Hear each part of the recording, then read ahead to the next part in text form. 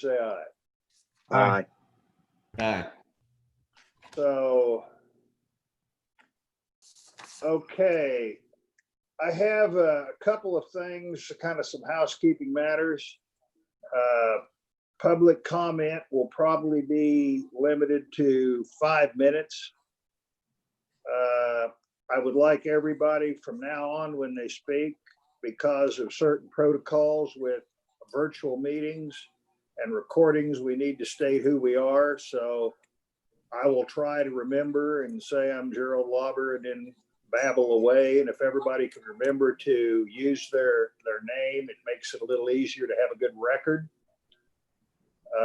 I'm expecting Sheila and Jason to help correct mistakes that we may make as we move along. It's kind of hard to scroll. A minute ago, I didn't see Emmerich and Warren. Good to see you. You were on the second page. So that's about all the housekeeping items I have. I would like to start now with general public comment on non-agenda items. If there's anybody that has anything they'd like to discuss that we're not planning to talk about as the day progresses. Is there any public comment on non-agenda items?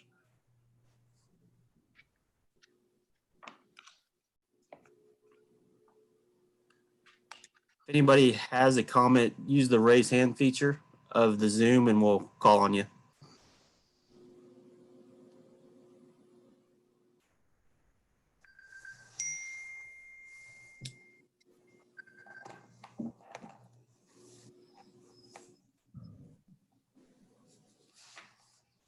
This is Gerald. Was there any raise hands?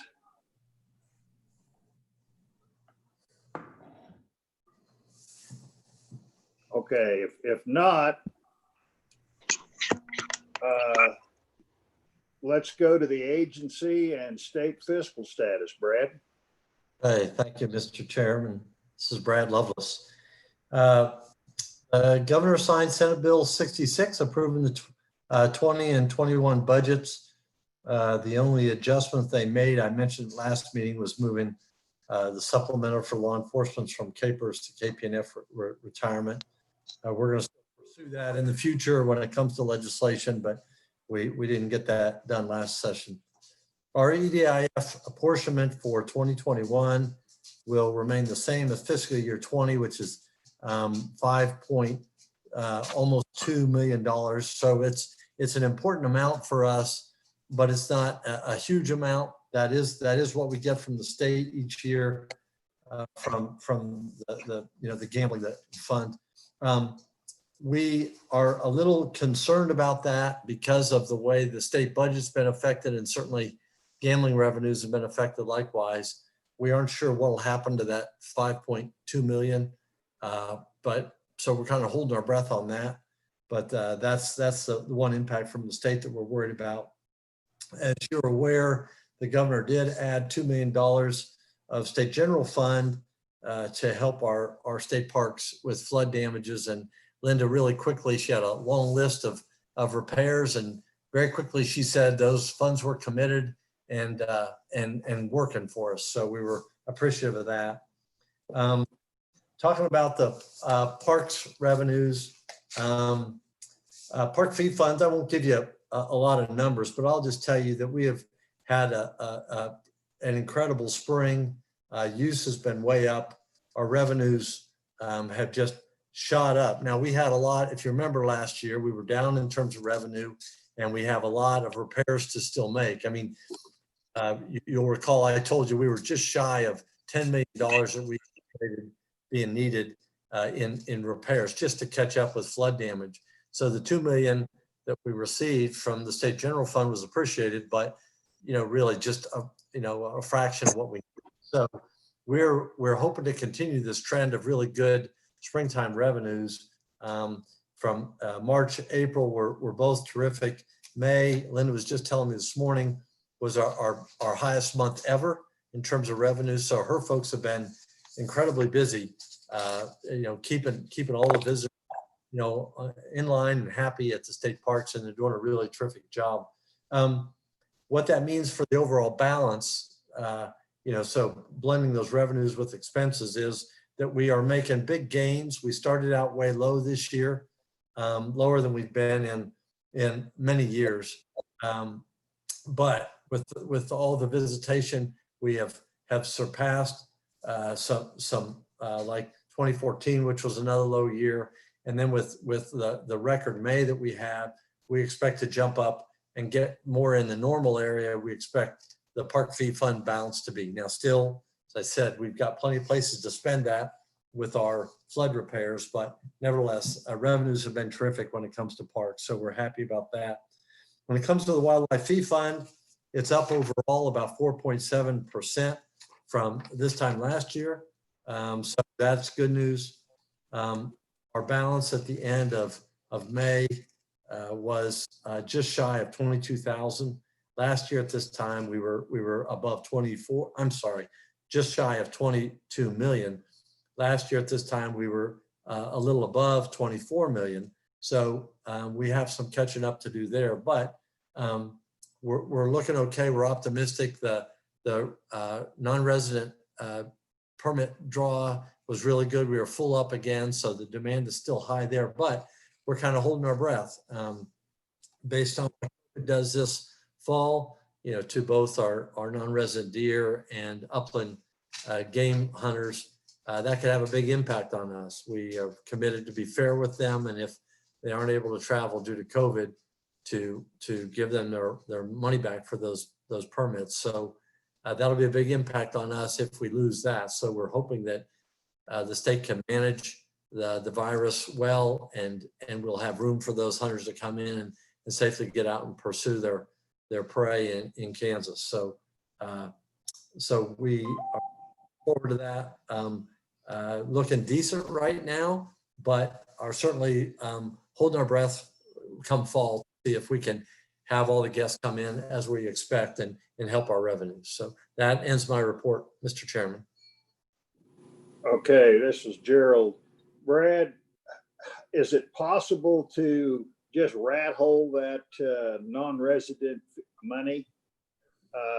Or did we need it throughout the year? An individual sometimes may say, well, I better be careful and I'll put it over in a special account and wait till after deer season to spend it. I don't know if we have a way of doing that. Well, we do.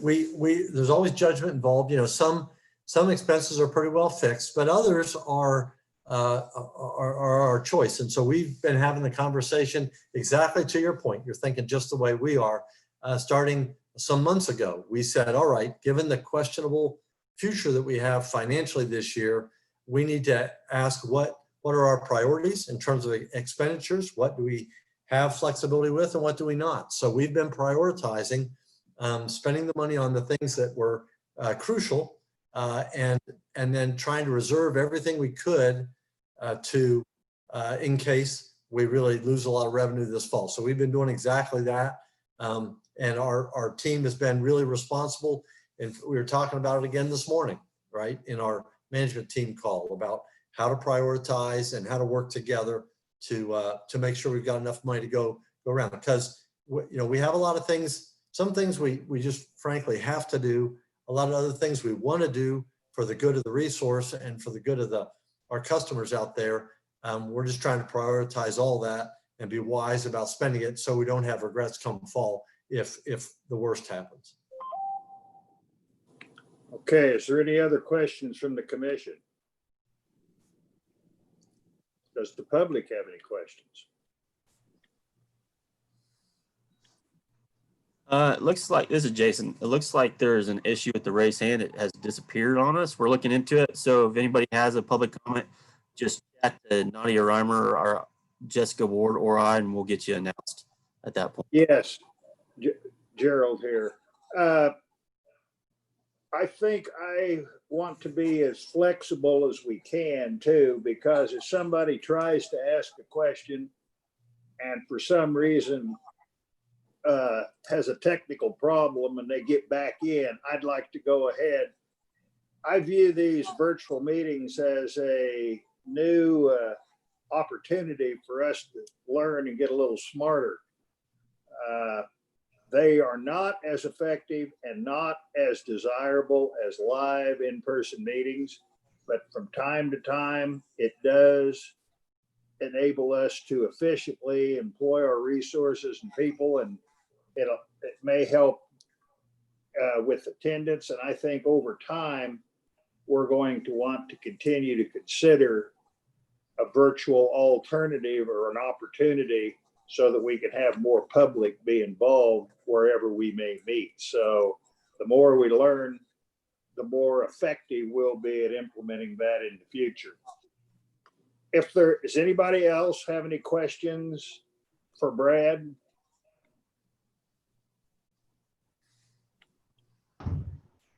All right. Chris, do you want to discuss the 2020 legislature? Yes, thank you, Mr. Chairman. Chris Tymason, legal counsel. So this is a fairly difficult session, due in large part to unanticipated impacts from the COVID-19 virus. The legislature broke early, then they came back, and largely the discussion was focused on the emergency powers of the governor. And then they broke again. There were a few vetoes by the governor, and they came back in a special session to deal with those vetoes and that emergency power issue. Basically, everything else got pushed to the wayside. I'll briefly go over the topics that we were following and then open it up for Brad to make some comments if he wants to. We had a bill that deals with cabins and campsites and pricing of those facilities, and to be more dynamic, to take advantage of changing market conditions. And the bill made it about 3/4 of the way through the process. So this is the second year of the 2-year session, made it about 3/4 of the way through the process last year, and then didn't go anywhere this year at all. There was a bill that deals with fee caps and limitations. As you know, the caps for hunting and fishing licenses and issuances are set in statute, and then the commission votes in regulation to raise or lower those fees. Many of our fees have hit the cap, the statutory cap. That happened in 2015, and at some point there will need to be a raise in the cap in order to generate income to do the great things that the agency does. There was a small bill that dealt with personal flotation devices that we need to get through so we can update some regulations. And it's all about the nomenclature of how we describe personal flotation devices. Currently, they're called type 1, type 2, 3, 4, 5. This would change it so we would be allowed in our regulations to call them according to the new international standard. That did not go through. It passed the Senate, it passed the House committee, so it made it 3/4 of the way through the process, and then was scheduled for hearing that week that the legislature broke. And so we didn't get any movement on it. The department also has proposed purchasing a piece of property in Kingman County. I know lots of people in our department work really, really hard to bring parties together, and that was very successful. Unfortunately, there were 2 versions of the bill, one in the House and one in the Senate. The one in the House made it out of committee and then didn't meet the statutory deadlines on the first part of the session, and then it was reintroduced in the Senate and was scheduled for hearings the week that the legislature broke the first time.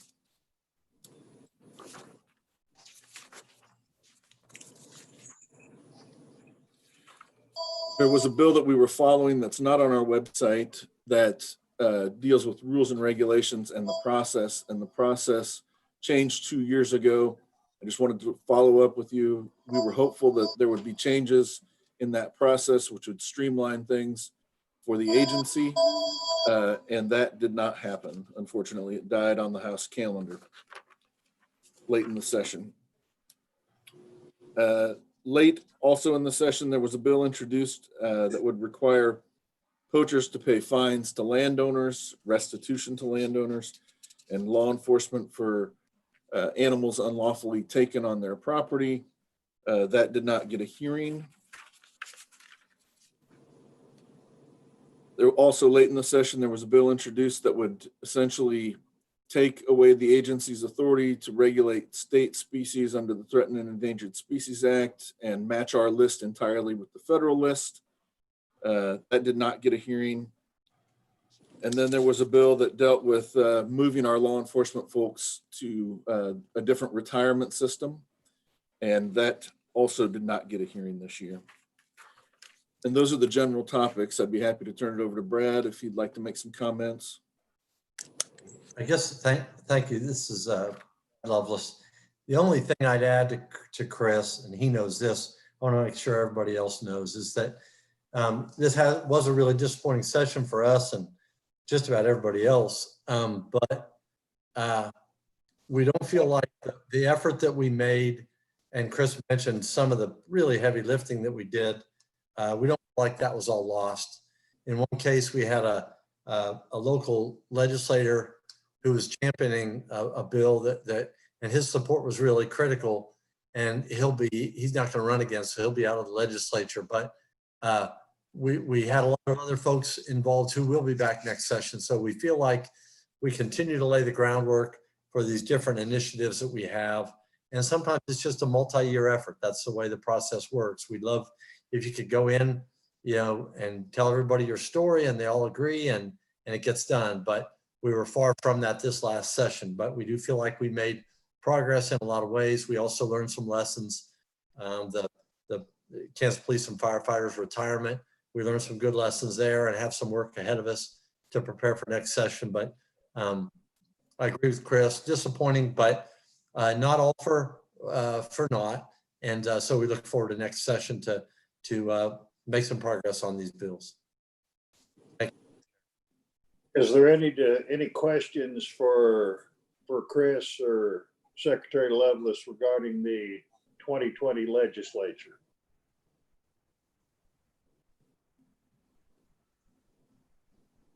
Any questions from the public?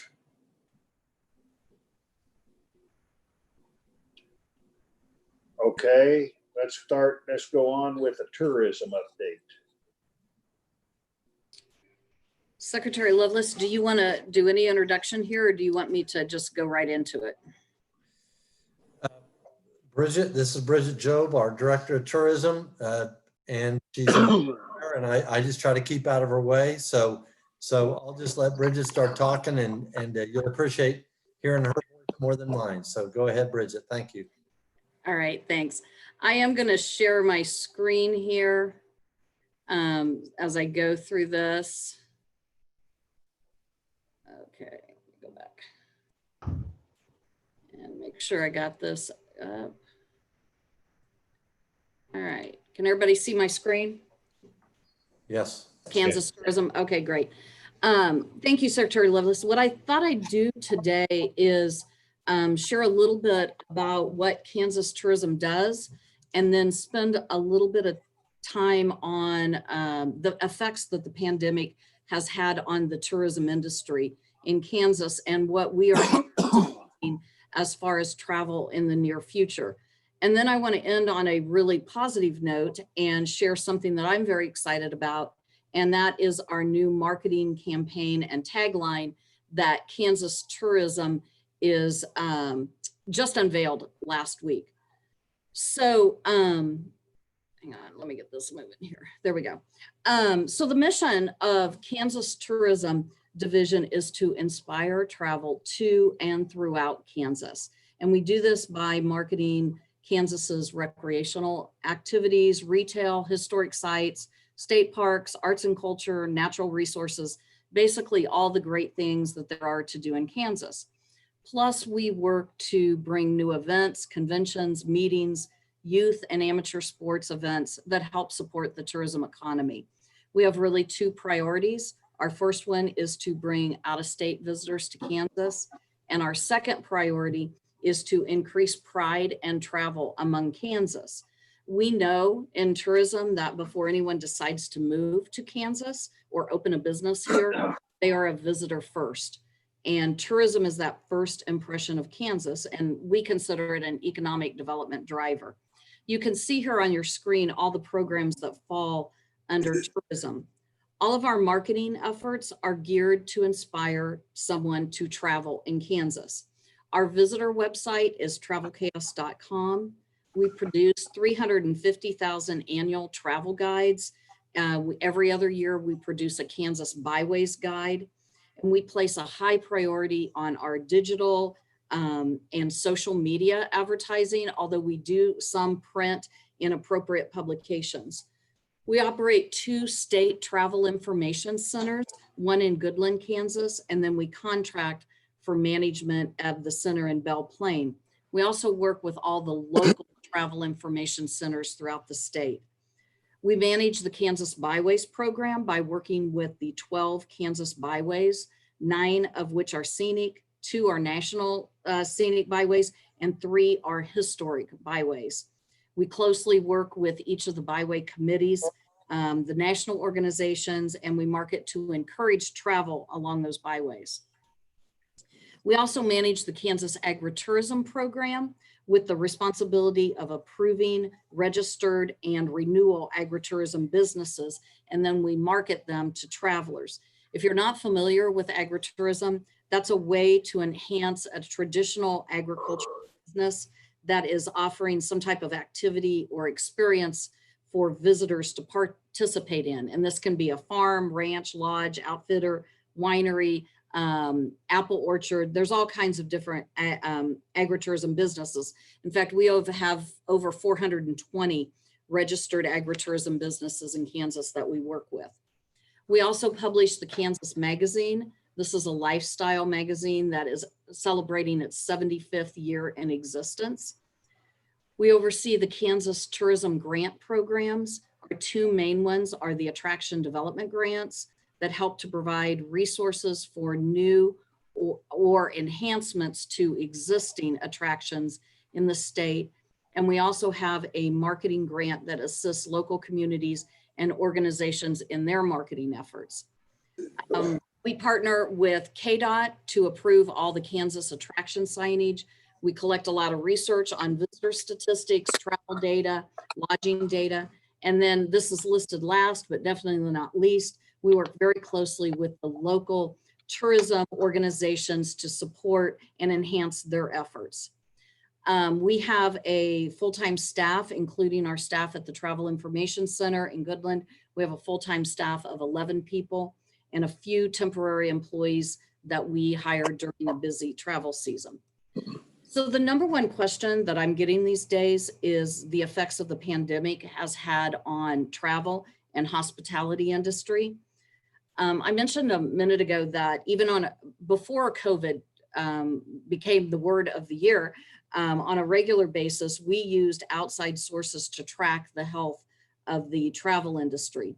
We track visitation numbers, economic impact, hotel data, and all other kinds. And throughout the pandemic, we actually increased those outside to help us better gather a complete picture of what's happened to the industry. So I have just a couple of slides I want to share with you, but they really show the detrimental effects to Kansas. This first slide is from a company that we use called C-Source, and it tracks visitation to Kansas through geolocation and consumer spending data. We partnered with them right after the pandemic started, but I think I have a lot of different charts from them, but this is probably the one that I think really shows exactly what happened. And this will show total visitors from in and out of state that have traveled more than 50 miles from home. And if you look at this, the blue line is 2018, the gold line is 2019, and the red line is 2020. We started 2020 off really well. And then about mid-March, which it was about, if you can see, that's week 10, 11, we dropped drastically. And we kept dropping on our visitation. People were traveling 50 or more miles until about the lowest point here, which was April 20th or the week 16. You can see we are having a slow and steady climb, and I'm going to talk about this. Don't worry about this last drop off here. We just don't have all the data for this last week here. But you can see very graphically with this data the effects that the pandemic had on Kansas. The next slide that I have here is from STR, or Smith Travel. Smith Travel is the industry leader in hotel reporting, and they report on several things from hotels: occupancy, average daily rate, RevPAR, room demand. STR has said that April 2020 was the worst single month ever for hotels in the US. And just if you look at this, RevPAR is revenue per available room. ADR is average daily rate. Occupancy, you can see the US and you can see the Kansas numbers. Just to put this into perspective, if you look at the lower right-hand side where it says the April room demand for Kansas was 328,976. The room demand, that's how many rooms were filled, how many hotel rooms were filled in Kansas during April. The room demand for April of 2019 was 836,583. Probably the most significant numbers are the effects are on the transient guest tax, or the hotel tax. Transient guest tax is collected by hotels, remitted to Department of Revenue, and then about 98% of that is returned to local taxing jurisdiction designed to be used for tourism marketing. Kansas Tourism Division is not funded by this tax, so it doesn't directly affect our budget, but it does have multiple repercussions to the tourism division and to the tourism industry as a whole. So the information you're seeing on your screen is from the Kansas Department of Revenue. And I have listed here the January through May of 2019 collections compared to the January through May 2020 collections. One thing to note is collections are always for the previous month. So remember how on the earlier slide that SDR shared that April was the worst month ever for US hotels. You see that reflected in the May collection numbers. The month of May 2020 showed a 73% decrease in collections. We were very fortunate to have a couple of good months, January and February, that softened our first quarter, our first 5 months just a bit. But overall, we're showing a 31% decrease in collections January through May of 2020 over 2019. And I will mention that this data reflects statewide collections. And we have some communities in Kansas that were hit much harder than others. What this does is we are seeing statewide massive budget cuts from our partners at the local CVBs. We're seeing multiple furloughs and layoffs and drastic cutbacks on their marketing efforts. So that's the bad news. There is some good news. We are starting to see travel begin again. You saw on the first slide I showed you. It's a slow uphill climb, but we are seeing increases in hotel stays and the number of people traveling more than 50 miles away from home. And it's really not a surprise that leisure travel or family travel is coming back first. We know that wide open spaces are what people are looking for, and I believe that positions Kansas very well. We just happen to have a lot of those. I know that Secretary Lovelace just mentioned about the record attendance we're having at some of our state parks. We know that Kansans and out-of-state visitors are looking at visiting sites and doing activities in Kansas that they would have never thought of going to before. There is a general sense of uncertainty about the future. There is much discussion going on in our industry right now about when will people be ready to travel again. Traveler confidence is a very important key right now to the travel industry. Travelers want to visit places that they are confident in the cleaning and the safety protocols. Another part of that discussion is making sure that local residents are ready to welcome travelers again to their community. In the near future, we're going to see people traveling closer to home. Kansas Tourism, we are planning for more in-state marketing than I would have ever imagined. Visitors will be traveling by car. It's kind of that resurgence of the family vacation that I grew up with. RV travel, camping, all lend themselves very well to Kansas. So leisure travel is starting to inch upward. The key to leisure is keeping the virus contained as much as possible to help with that traveler confidence. On the other hand, the meeting industry is a real challenge right now. It is going to take some time for the meetings industry to come back. When it does start to come back, we're starting to see in August some smaller meetings, smaller sized groups with very enhanced protocols for physical distancing. You're going to see conferences where people are wearing masks. The travel industry in Kansas relies heavily on business and convention travel. So it's a part of the industry that we are following very closely. So it's really interesting to have a job to encourage travel when travel isn't an option. And that has been what our industry has been faced with over the last few months. So I want to share with you something that we did in response to that challenge.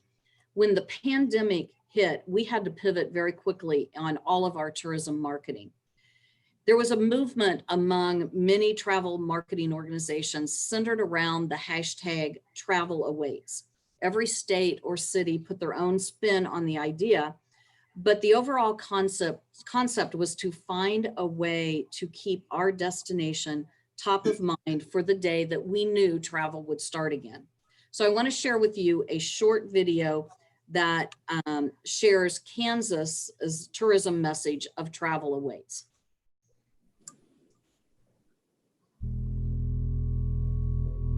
Bison have a unique response to storms. In the face of adversity, they turn together and run directly into the oncoming weather. They don't try to hide from it or sit idly by, waiting for it to pass. The herd addresses it, head on, together. Kansas is no stranger to challenges. Our state motto, "To the stars through difficulties," lives beyond the state crest. It's emblazoned on our souls. It's the thread that connects the fabric of Kansas. We were made by hands that toiled in the unforgiving land, forged on the belief that freedom is our greatest calling. Kansas will be waiting. We'll be free to explore again. Until then, we'll make it through this the only way we know how, head on and together.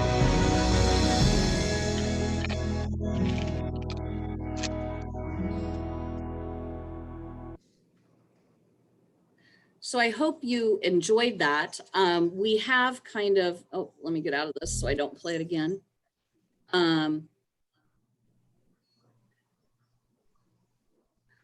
We have kind of changed the messaging from travel awaits to a more of a travel safely. And in the midst of a pandemic, Kansas Tourism was also creating a new tagline and marketing campaign. It was a first priority of Secretary Lovelace and myself when I arrived in this position almost a year ago. And so I'm really pleased to be able to share with you our inspiration and vision. This was only released, kind of a soft release about a week or two ago. So you are some of the first to see this. And I'm going to just share a little bit with what our vision was in creating this. So everything for this campaign started at a visual that we all know and love, the Kansas flag. This is from where we drew our inspiration. Another place we looked for inspiration was with type fonts that had been used many times over the years in Kansas. We found that throughout history, Kansas has repeatedly used a simple block style, the American wood type. That is not only designed to withstand time, but it is intentionally simple and free of embellishments. So we began to develop our brand based on this style. In fact, if you look at our original seal for Kansas, you will see that simple block style used. The words ad astra per aspera are words that all Kansans know and hold great meaning to us. To the stars, through difficulties. It speaks to who we are as a state. Our motto defines Kansas. It reflects who we are as Kansans and it is the Kansas that we want to share with our visitors. So our new campaign is centered around the tagline, "To the Stars." The campaign draws inspirations directly from Kansas history, their destinations, and the activities that we want to promote in the state. The campaign gives new life to the state motto, Ad Astra per Aspera. And here you can see some different applications for the To the Stars concept. The color palette for the campaign is based on the original blue and gold that's familiar to the state. The palette is true to the Kansas story. Blue elicits feelings of confidence and trust, while yellow evokes feelings of optimism. We've introduced a couple of new colors that intentionally echo Kansas. Red denotes boldness and excitement. Light blue represents confidence and optimism. All of these colors pay homage to the independent thinking that is part of our history. And as an added bonus, all are reminiscent of a Kansas sunset. So now you will start seeing the brand play out in color. Our marketing is going to rely very heavily on authentic photography. And here are some examples of photos that you might see in our marketing. And then here are a few sample applications of how this campaign is going to play out. For now, these are just ideas as we are developing our marketing strategies for next year, but these will give you a good idea of what the campaign is going to look like. We want to make sure that we put in some little humor when appropriate. And here you can see some possible practical applications on social media.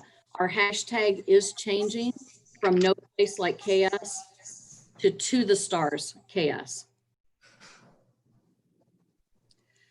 Possibly one of the most exciting things for me will be the incorporation of a Kansas gear store.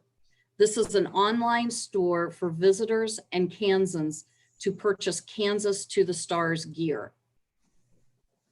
We are going to start with just a few items, and we'll be adding new items periodically as the seasons change and as we continue to develop the brand. Again, all of these are not available right at first, but this will give you a good idea of what the future will bring. The gear store is now live, and you can find it at travelchaos.com.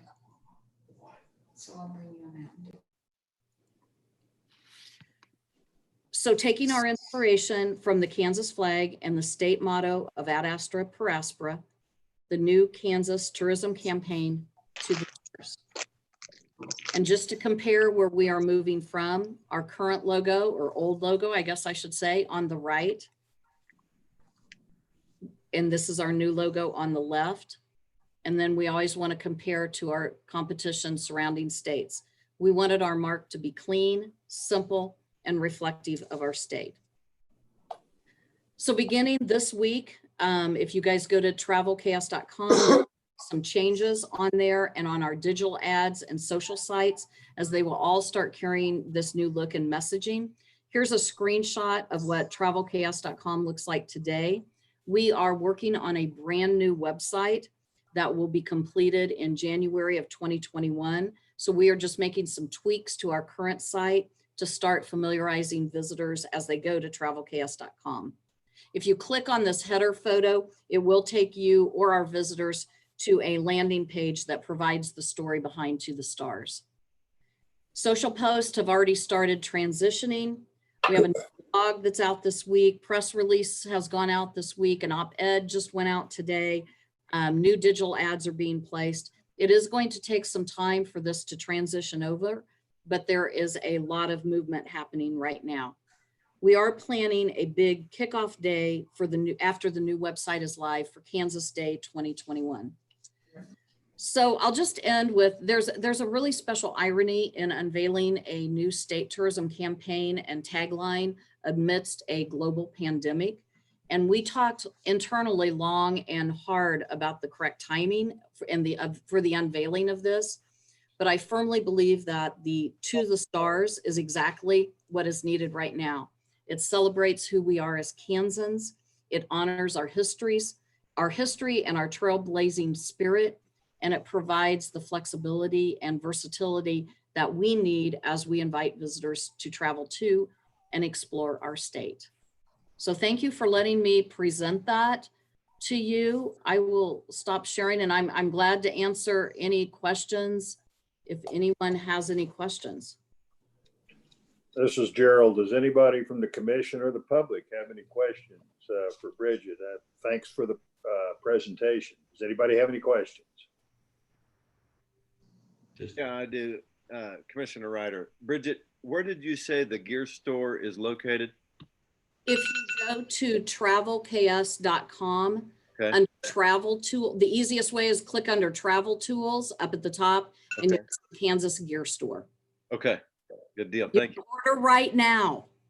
Well, I was searching. I was not finding, I wasn't looking in the right spot. So, Mr. Chair, I might make a comment if that's okay. Sure. Brad Lovelace. Just to underscore a couple things that Bridget said. Remember, we've talked about this before, but about 5% of all Kansas jobs are dependent on tourism. So it's a really significant part of our sector. And as you look at the economic impacts, Bridget showed you the data about travel. As you look at the economic impacts to all the different business sectors, none have been hit harder than travel and tourism. Absolutely none. And, you know, over 80% of a reduction. And so it's huge. And of course, as she mentioned, those local convention and visitor bureaus are dependent typically on those guest taxes, right? Which are in the tank. So this is, I've really been proud of how Bridget and her team have come through with these initiatives. The inspirational video and now this new marketing campaign are at the perfect time to represent Kansas travel and tourism as a state.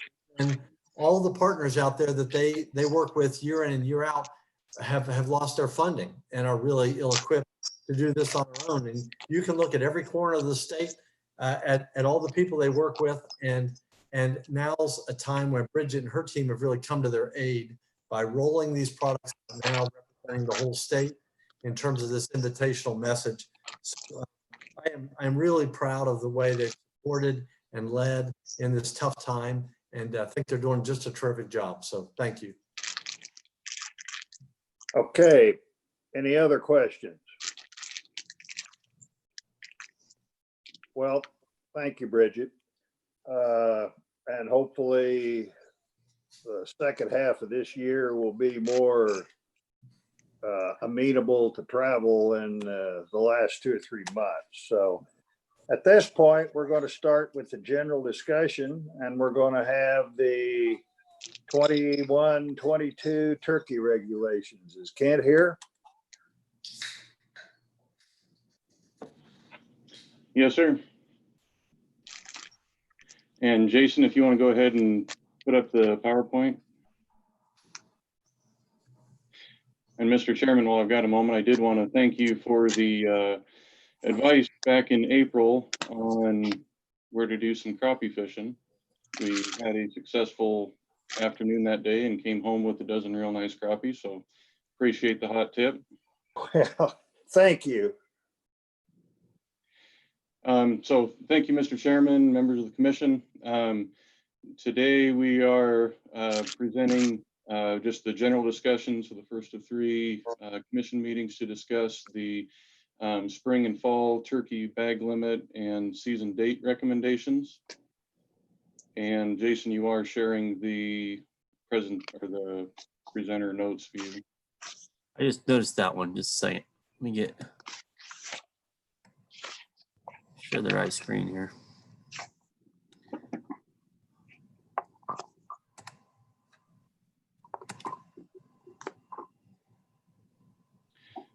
There we go. All right, you can go ahead, another slide. And just to begin our discussion today, wanted to briefly go over the season date recommendations specifically for the 2022 seasons. Next slide. As a reminder, the spring turkey season structure, we don't necessarily vote on specific dates each year, but rather we basically either recommend or change the season structure. And so as a reminder, the spring season is based on the youth disabled season beginning April 1st, the early archery season beginning the Monday after the first full weekend in April. So basically youth disabled gets a weekend, and then archery gets a weekend, and then the regular season starts on the Wednesday following on the after the second full weekend in April. And then new for 2020, of course, as was voted in by the commission last fall, we've now reduced the fall season length. And so beginning in the fall 2020, the fall season will start on October 1st as it has, but it will end on November 10th. Next slide.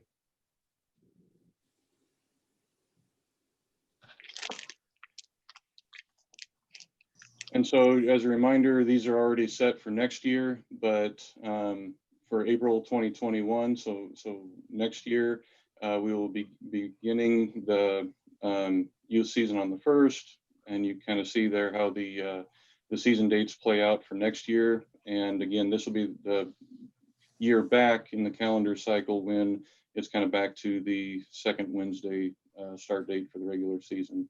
And again, the shortened fall season dates down below. Next slide.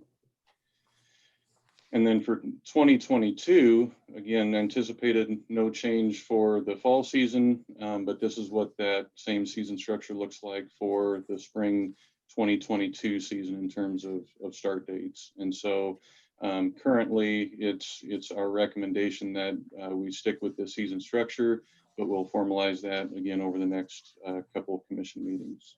Next slide. And so to get a little bit more into season updates from both the fall and even more so the spring. Next slide.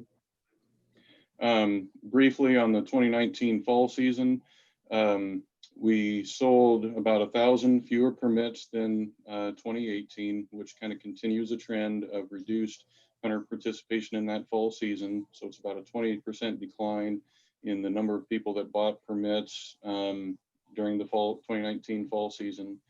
Non-residents still make up 20 to 25% of the hunter base for the fall season.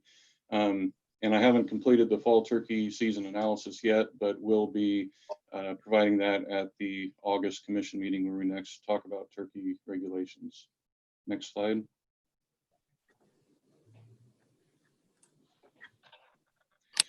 And so the spring season, again, the season dates and a reminder that we did reduce the bag limits for units 3, 5, and 6 beginning in this past 2020 spring season. And then you see on the bottom left an indicator of the reduction in the overall number of carcass tags. So that's combined permits and game tags that we saw during the past season. And of course, some of that was expected with the reduction in game tag availability for those 3 units, but we'll talk a little bit more on the additional impacts around travel with that as well. Next slide. And as everyone recalls, just a brief timeline, the turkey season officially started April 1st with the youth disabled season. Early archery started April 6th, and then April 10th, the executive order 2021 was signed by the governor, which suspended the sale of general non-resident turkey permits in the state. The regular season then began on April 15th. Season played out, and then on May 27th, executive order 2021 was lifted. And so non-residents could then purchase or utilize permits that they hadn't sought a refund for after that date. And the way this played out, I believe it was a Thursday or Friday that May 27th fell on. And so non-residents theoretically did have a full weekend at the end of the season to utilize any permits that they had. Next slide. Overall, working with our licensing folks, we found that approximately 640 non-resident purchasers did request and receive refunds. And so, which again was anticipated, and as Secretary Lovelace mentioned earlier, you know, the potential for other seasons this fall. That was kind of the number that that was the number that received refunds this spring. And licensing also requested me to just let everybody know that one of the options, you could either have your credit card refunded or you could get a gift card. The gift cards were in pretty low demand. Only about 25 gift cards were requested as reimbursement. And then on the law enforcement side, I wanted to give them a shout out, and I've been working with them to try and get at some questions we had in terms of the effects of removal of those non-resident permit sales and bag limits as well in the eastern part of the state. Regarding bag limits, we really didn't see much reporting of enforcement having an issue with that. I'm sure there was some, and there's always some either poaching or mistakes made in the field for sure, but it didn't seem to be a widespread issue, which was good. And I also want to thank our public information folks for helping us get the word out on that front too. I think that really helped. And this is typical of any season reductions that we see in the state, whether it's deer or turkey in this case, but the number of non-resident tenant permits did increase in terms of the number sold. So about 50% higher than we saw in 2019. And 74 suspicious cases were investigated, and 44 of those were found invalid, and citations were issued. 15 of the ones that were flagged as suspicious were valid, and so that's good. People following the rules. And then 15, no action was taken just due to confusion, whether they got the wrong message, didn't understand the definition of non-resident tenant, those kind of things. And so no citations provided, but you know, they now know the correct definitions and things. And so a big shout out to law enforcement to taking the extra effort to you know, look into these more for us. Next slide. And as this is a table provided in your briefing document, overall, we did see a 25% reduction in the number of people buying spring turkey permits. And again, this was expected. A large, typically 35 to 40% of our spring turkey hunters are non-residents, and so we expected some decline in this. Overall, residents increased by 10%, so about 2,000 more turkey hunters than we saw last year who were residents, and so that's certainly a good thing. But obviously, the non-resident permit buyers took a big hit. We declined by over 11,000 and almost 77% decline in the number of non-resident permit buyers. And then you can see the other changes in game tags, which again, game tags are a little more complicated because we had already made those reductions in those 3 units. And so we were expecting declines there. But certainly the travel restrictions obviously had a big impact on the spring turkey season. Next slide. And so just to give you an idea of the proportion, the solid black line on top is the total permit sales. So again, this isn't carcass tag, this is just basically the number of people that bought a permit. The totals on top, the residents in the middle dotted line at least mitigated some of that decline. So again, it's good that we had those 2,000 more turkey hunters that were Kansas residents. But of course, that big dip, significant decline in non-residents, took a big portion of those out of the turkey hunting population this year. Next slide. Another area I was really interested in was the public land check-ins. And so these are the number of check-ins, not necessarily specific hunters, but just an overall raw number of check-ins into our iSportsman system, which again is primarily in the eastern portion of the state. And you see that residents, especially compared to previous years, really took advantage of our public lands more so. Obviously, again, the non-residents had been relatively stable over the last 3 to 4 years. took a big hit because there just weren't as many of them in the state. But again, it's nice to see that we were able to provide that opportunity for our resident turkey hunters in this case. Next slide. And so overall, just some upcoming things. The spring harvest survey runs from the end of the season, so June 1st through the end of June, so June 30th. So next week I'll be pulling the data from that survey. We have the internal state turkey committee meeting coming up in early July, where I sit down with biologists and law enforcement across the state to talk about what populations are doing, recommendations for the commission.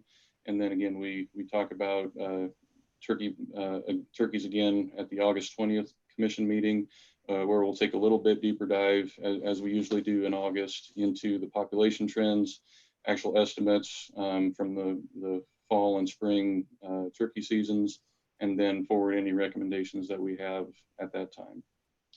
And with that, Mr. Chairman, I'd be happy to answer any questions. Okay, thank you, Kemp. Does anybody have any questions for Kent? Anybody from the commission? Kent, Troy Spoor here. What's spring nesting conditions look like for the turkeys?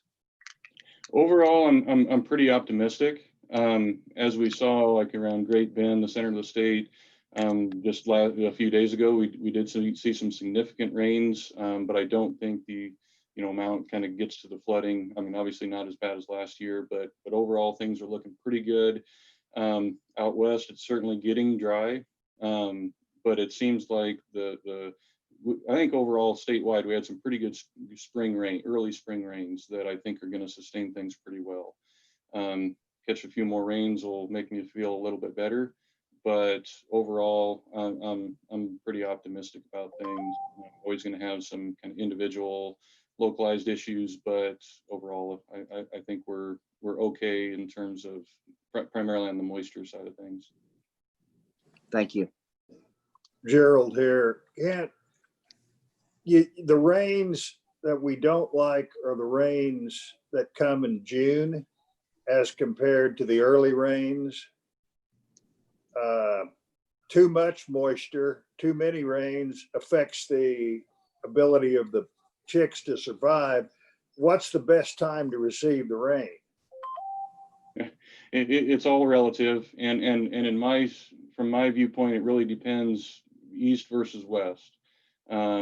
Western part of the state, in terms of turkeys, I'll take rains whenever I can get them. In the eastern portion of the state, I'm typically concerned in early or mid-May in terms of heavy rains that cause flooding to flood out nests and the loss of that initial nest. I think that can have big effects, especially like last year. In the eastern part of the state, then I think you're right in terms of June or so. I'm looking for those rains to basically keep some moisture there.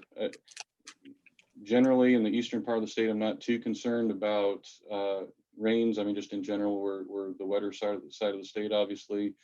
But the primary concern I have with once the chicks get on the ground is having some moisture to keep forbs, weedy plants around, so that we have abundant insects on the ground. When those poults hit the ground, we want them to be finding bugs everywhere they go, and so moisture is equivalent to that. Thank you. Anybody else have any questions for Kent?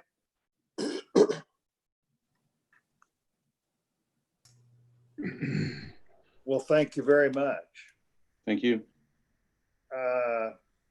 Linda, you want to talk about park regulations?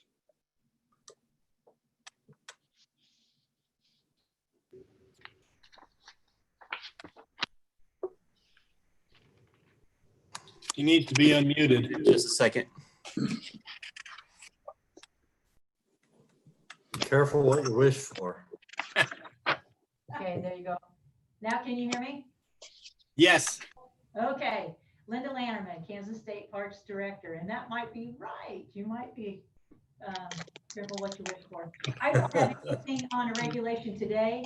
What we will do is we will review our year this fall to see what our expenses are, and certainly we're going to have some increased expenses with a number of constituents visiting our parks this year, and our revenue before we make a decision on changing fees if we do. What I will say, along with what the secretary, I appreciate his words earlier today. Our team has been working throughout this beginning of this summer and April and May during the pandemic. They've done an incredible job. We have had visitation that's unprecedented in our state parks. El Dorado State Park over Memorial Weekend was over 80,000, and Cheney State Park was over 60,000 visits during that weekend. We've never had that before. And with that, it's very good. And we have new users that are visiting our state parks, but we also have new challenges. Many of them don't know how to pitch a tent. Many of them don't know how to tie a hook on their fishing pole. Many of them don't know how to pick up trash. And so we've had some challenges in those areas, and we're trying to see what we can do to make those changes. We made a significant number of changes in March on how we clean our buildings and our restrooms, and our team's really done a fantastic job on those changes. So, but what I do want to present today, Kathy Pritchett is with our agency for 34 years. She started in 1986. She was the division for administrative specialist for the wildlife division to start out with, and then she moved over to state parks. She was our wildscape and our wild trust coordinator for many years, and then she became our trails coordinator for the state and on a national level for our division. And so Kathy, today is her last day. She's retiring. She's an accomplished author. She has written many articles in the magazine that I'm sure you've seen, and we're going to miss her. Kathy and I go back a long time, and I wish her nothing but the best in her retirement. And I think it's with her accomplishments of being an author, she has several books she's published, and I'm sure that's going to continue. So I'm presenting Kathy a plaque in appreciation for 34 years of meritorious service of the to the recreationists of Kansas. Kathy, we appreciate your service. I'm gonna miss you, and I thank you. I'm gonna miss you guys, and I just want to say I've seen a lot of changes in the 34 years I've been here, but one thing has not changed, and that's the caliber of our people. Right? I have worked for some of the best, and we have some of the best right now. So thank you. You're welcome. Thank you so much. We appreciate it. Yeah. So we'll have a more formal retirement gathering after this pandemic, but I wanted to make sure today is her last day, working day. And so anyway, if you have a chance to drop her a note in her home address, I think that'd be great. Now I got filing to do. So thank you. Thank you. Thank you. And that's all. Kathy. That's all for state parks. If anybody has any questions, I'll take those questions. That's Gerald here. First of all, congratulations on your retirement. Thank you. You're going to be missed. Now, the next question for Linda, at least anecdotally, it appears like here in the eastern part of the state, the Corps of Engineers is still asleep and has not woken up yet. And is that causing almost too much pressure on the state parks, or is that good? I mean, it's probably good for us, but you know, there's 2 or 3 places, Clinton, for example, that is just, the boat ramps have been almost overwhelmed. The quality, I mean, your people are taking care of everything, but I just wanted to know what effect it has that the Corps is not very active. Mr. Chairman, that's a good question. We're meeting our challenges. We have had significant challenges, and I know many of you on the commission have received some complaints on various issues. we'll have to relook at this when we get in the fall and see what we need to do differently. We've never had this amount of visitation in our state parks before. In the month of May was our largest, as the secretary pointed out, revenue month we've ever had in the history of Kansas State Parks. It's good on a financial side. We'll have to look at our expenses on this, because certainly the more people you have, your expenses go up also. But I'd like to stay a little more positive on it and think that we're handling it. Our team's flexible, and I think it gives us room to look at where we can grow in our state parks. That may mean more day use or more camping amenities that we can put in. It helps us to expand and look at our master plans. And so I think it's a good thing. It's good for us. I think I would say that most state park managers would tell you it's better to have more people in than less people in. That's what they thrive for. So as far as the Corps of Engineers, they are opening up, and they did the first part of June. We still are seeing high numbers though. Thank you. Any other questions for Linda?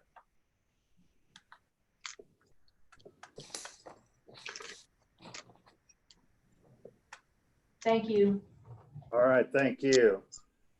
Doug, fishing regulations?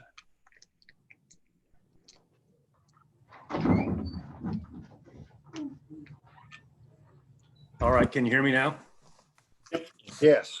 Okay, very good. Well, I want to congratulate Kathy too. I've worked with her for many, many years. We're going to miss her. She's been a breath of fresh air every time I've had any dealings with her. So congratulations.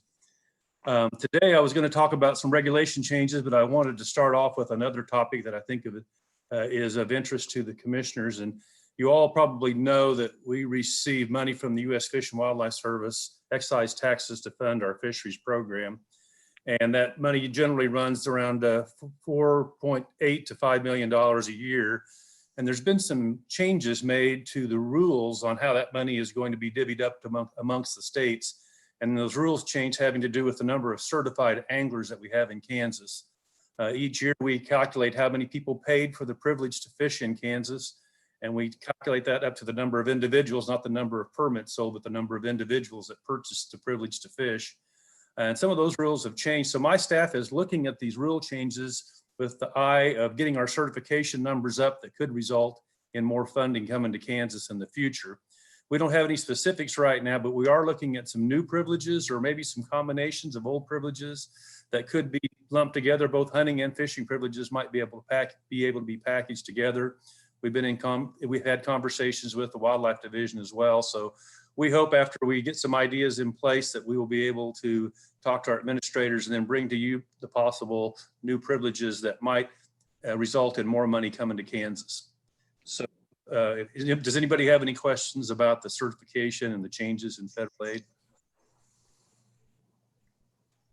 Okay, thank you.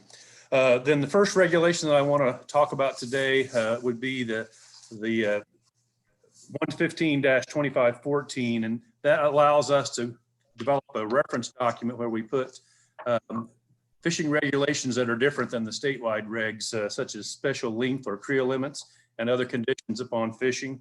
And we have a few changes planned for this year that have been proposed by staff. One is a Canopolis Reservoir, a proposal to reduce the creel on crappie to 20 a day. We had some really high harvest rates this year, and this is not really going to be a regulation change that will result in protecting more fish and carrying more crappie through to the next year, but it will help distribute the harvest of crappie in a given year. And we thought that that would be good in light of the fact that we've seen some really tremendous crappie harvest this year all across the state in reality. But Canopolis is tagged now for proposed change to 20 per day. We have a new pond in Junction City called Highland Pond or Helen Pond, and we're proposing a 15-inch minimum length limit and a 5-a-day creel on largemouth bass for that lake, and a 5-a-day creel on channel catfish. That'll be another change. Another new body of water, restored body of water, is Smoky Gardens. It's owned by Sherman County. Smoky Gardens is a wonderful new opportunity for people to go out and fish in that part of the state where there's not much opportunity. And that came as a result of a partnership between our Public Lands Division, the Fisheries Division, and the county themselves. And so we got that lake open to the public this spring.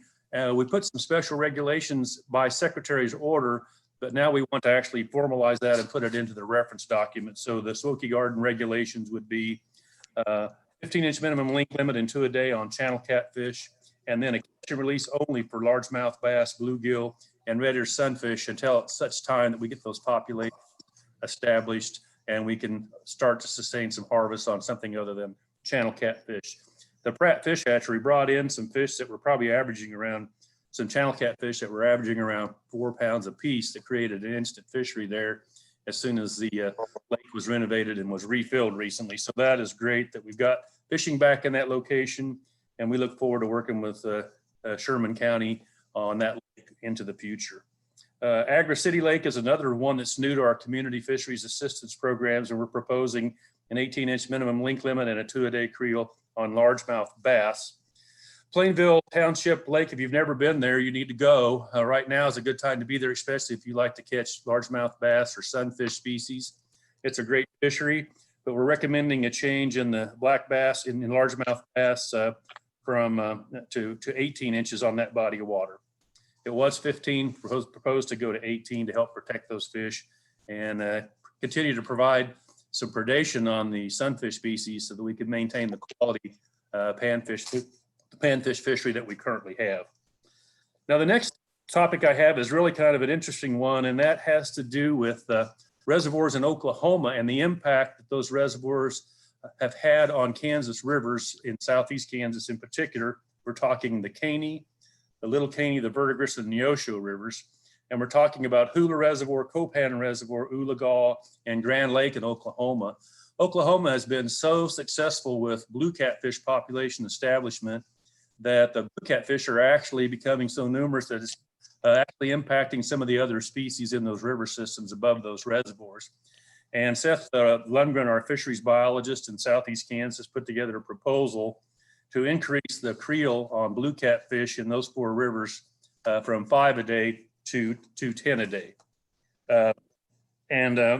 So I can go into detail about that, but basically we would take, we would put those on upstream until they hit the nearest lowhead dam that blue catfish would not be able to get to on their own. So that's a proposal that we came up with and largely to protect channel catfish. We're seeing a decline in the ratio of, we're seeing a decline in channel catfish numbers in our samples compared to blue catfish that are starting to dominate those rivers. And then when we started having this discussion, it grew just a little bit because just another reservoir over is Call Reservoir on the Arkansas River. That blue catfish population has really done well as well. And our stream survey crew has asked us to consider looking at a liberalization of the creel on blue catfish in the lower Ark River and the Nenaskaw River. So we're going to be taking a look at that one as well. So those were Oklahoma reservoirs that may be impacting river fisheries and catfish populations and native species that we may want to do something to try to lighten that impact. Ecological Services also asked us to have an open conversation about the Republican River above Milford Reservoir as well. We're not at this point ready to say that we want to liberalize the creel on blue catfish in the Republican River, but we are going to be having discussions about that over the next few months, and we may or may not bring that back to the commission as a change. Does anybody have any questions on the blue catfish liberalization from 5 to 10? Gerald here, a little bit. Is this a harbinger of what's going to happen in our lakes that we're having such success with the blue cats relative to the channel catfishing? I can tell you in Oklahoma that they've been at the blue catfish business a little bit longer than we have, and blue catfish have basically supplanted the channel catfish. There's still channel catfish in those reservoirs, but they become the dominant catfish species in lakes where they take hold. Most anglers don't really mind that because many anglers prefer blue catfish over channel catfish. But that being said, channel catfish are an important fish in Oklahoma, but they're also very important to Kansans. It's our state fish now, right? So We are sensitive to what could happen here. Right now, I don't think we can say that the blue catfish are supplanting our channel catfish in our reservoirs, but it is something we're going to be watching. Well, blue cats are extremely, and you know, right now they're kind of a trendy fish like wipers are, except wipers don't reproduce. And so be careful what you wish for. You get so many blue cats, and I'm not saying it's right or wrong, but I think that is a risk that we have. Generally speaking, when it comes to blue cats, as I understand it, once they leave the reservoir system, we no longer have any protective sizes. And the point comes, apparently during this last discharge at Perry Lake, there's a lot of blue cats being harvested below the dam or below, so in the tailwaters or stilling basin, so I was told. And the 35-inch limit stops at the dam. Is that correct? That's right, and the upper end of the federal property on the reservoir proper. So none of these stretches that we're talking about above the reservoirs would be impacted by a minimum length limit. We'd be managing just by liberalizing the creel up there. Okay, is there any other questions for Doug on this particular topic? Mr. Chair, could I ask one? Sure. Yeah, so Brad Lovelace. Hey, Doug, talk a minute about the conversations that you and your team and have with other divisions around native versus non-native species in your efforts to preserve those native fish species, would you? Absolutely. You know, that's what I was referring to when our ecological services and our stream survey folks started seeing more and more blue catfish. We are also, you know, we built a new Kansas Aquatic Biodiversity Center down in Southeast Kansas at the Farlington Hatchery to help us restore native species that were in trouble. And so at the same time that we're trying to restore, we don't want to have a blue catfish population that could be in a position to adversely impact the success of those recovery programs. So we consult with the ecological services people, and anytime our folks introduce or want to introduce something that's not native to a particular area, there's a process we go through. We have a programmatic agreement with the U.S. Fish and Wildlife Service that is the first sieve that we go through. And then sometimes the decision on whether to make an introductory stocking or not doesn't have kind of a federal nexus or federal decision maker, and it becomes an agency decision. At that point, we have to work with each other to come up with a plan that's going to best serve the interests of Kansas at large, whether it's for recreational fishing or restoration of native species. Thank you. I know that's part of your conversation in the Southeast when you're talking about blue cats coming in. You know, as I recall, you told me no record of those being native to Kansas waters, but certainly channels are. Right, absolutely. And blue catfish are native to those same rivers we're talking about on the Oklahoma side. So we just don't have any records of them in Kansas. The Ark River proper is a blue catfish, are native to the Ark River system, and they're native to the Kansas River system and the Missouri River system. So there are large areas of the state that blue cats are native. And then there's quite a number of lakes now where we've got them established through introductory stockings as well that went through that same process that we were talking about.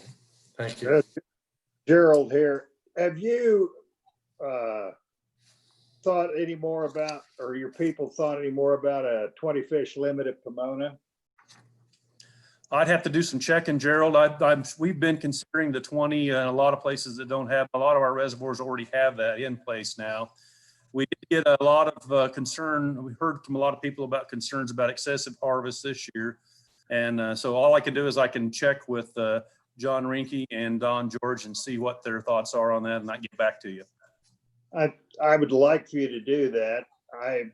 You know, limits make people feel good. I don't know if they always have much impact on the population, but it gives you warm and fuzzy feeling like you're protecting something and eliminating overharvest. Anyway, definitely a lower creel to 20 on the lakes that we put them on. It was designed really to distribute the harvest in any given year amongst more individuals. That was the real benefit there. Well, there was sure a lot of harvest this year at Pomona as well, so. Yeah. But Okay. you check with your people. Okay, If we there's will. other questions for Doug, but he has more to go to talk Yes. about. So why don't you go ahead and finish if there are no questions at this point? Okay, and on the reference docket, we have one more issue that's come up and might need to be vetted out even to a larger extent than what we have here. But the city of Emporia wanted us to restrict the use of cast nets and seining in their small urban lakes in Emporia. And I think we can certainly accomplish that in the reference document. But to a larger question, are there other community lakes that would like us to do the same? On small impoundments that we own, like our state fishing lakes in the Mineland area and places like that that are less than 1,000 surface acres, we don't allow cast nets and seining on our department-owned waters. But there may be more of these communities that would like us to consider some sort of restriction on seining and cast nets. And there could be some benefits to help stop the spread of invasive species by working more closely with the community lakes to see if more of them want to do this. But as it sits right now, we have 3 lakes, Opie Park Pond, Jones Park Ponds. Also want to set up 2 youth mentor programs there at Jones Park Ponds. And then Peter Pan Park, they don't want to do a youth mentor there, but they do want to create a no cast net or seining at that lake too. So there'll be those locations in Emporia that are under the city of Emporia's control. We would like to help them grant that wish of having a regulation to prohibit cast nets and seines from being used. And I think that's all I have on the reference document at this time. Anybody have any questions for Doug on this part? All right. The next regulation that we're considering changing is 115-18-10. That has to do with the importation and possession of certain wildlife prohibition, permit requirements, and restrictions. We refer to this as our prohibited species list. And the list that we have currently has been in place for a while. We've made some changes to it over the years, but oftentimes we do it in reaction to a species that we don't want already showing up, and then we have to react. And I think what we have now is a proactive approach that Chris Steffen has proposed, our aquatic nuisance species coordinator, to add several species that are out there looming that could pose a problem to Kansas if they were to make it into the state. So we've got crushing carp, large-scale silver carp, crushing carp, Wells catfish, Eurasian minnow, stone Morocco, European perch, Nile perch, roach, amber sleeper, zander, and common yabby are the species that he would like consideration be to add them to the prohibited species list. Zander may already be one of those that may show up because there is a zander population in the upper Missouri River possibly, and that one may make it down. And if you don't know what a zander is, it's like a giant version of a walleye. They get considerably bigger, and I think they were stocked intentionally in the Dakotas, I believe, to try to establish a person-type fishery with trophy potential. So we've been watching to see if zander are going to make it down the river to see us at some point. At this point, I don't think they're anywhere near Kansas, but they could arrive. But this would stop anybody from intentionally trying to move them into the state. Will a zander hybridize with a walleye? I don't know about hybridization. They can reproduce. There's no doubt about that. Are they so close that they're not a hybrid? They're not a hybrid. They're a separate species. Now, I don't know if you could do it, if you could create a hybrid like we do with sawguy or not. I've not ever seen anybody attempt to do that. But there were several attempts in the Dakotas over the years to introduce them, and at least at one location, I believe it happened, and now they've reproduced and they are moving downstream. What is a Morocco? You know, I'm not even familiar with that one at all. I just saw this a couple of days ago. What I thought we could do is at the workshop, I'll have Chris come and spend some time going over all these with you so that you can decide for yourselves whether they're worthy of being put on the prohibited species list. So we can have Chris come in at a workshop and do that. Hey, Doug, this is Emmerich. What are the standard transmission, the ways they're introduced to our waters here? Is it done commercially or? Sometimes people, the way we got Asian carp is the neighboring states allowed people to bring them in for aquaculture purposes. There are people that'll stock them in their ponds. I think the Texas Parks and Wildlife have actually intentionally released Nile perch in some of their lakes over the years. Not something they would do in this current world, but they were doing it 30 or 40 years ago. So, there's just an opportunity for people to move things around, and these fish are probably out there somewhere in somebody's aquarium, as well as there may be somebody that wants to culture them in a pond where they could escape. So that would probably be the most likely thing, if somebody would intentionally bring them in, maybe just to have them on their own place, and then they would get away. Okay, thank you. Is there any other questions for Doug on this? Okay. If not, my last regulation would be 115-7-10. And that's our Kansas aquatic nuisance species designated water list. We found white perch in South Lake and Wichita last year, but not in time to add it to the designated water list. So we know that our list needs to be updated to include Wichita South Lake. And if we have any new locations that pop up between now and we have a hearing, we would probably add those to the list as well and revise it at this point. But right now we only have one to add, and that is Wichita South Lake, because of the presence of white perch. Okay, any questions on that? All right. Thank you. Mr. Chairman, Chris Tymeson. Doug, there were two other minor regulation changes also that came up this week. On 1-1 on the definitions, when we talked about further defining what carp is and naming those species. Oh, that didn't make it into the briefing book and didn't make it into my presentation. Yes, hang on just a minute. You have a copy of what Chris sent? Steph sent you? Are you talking to me, Doug? Yeah. Yes. I don't know if you have.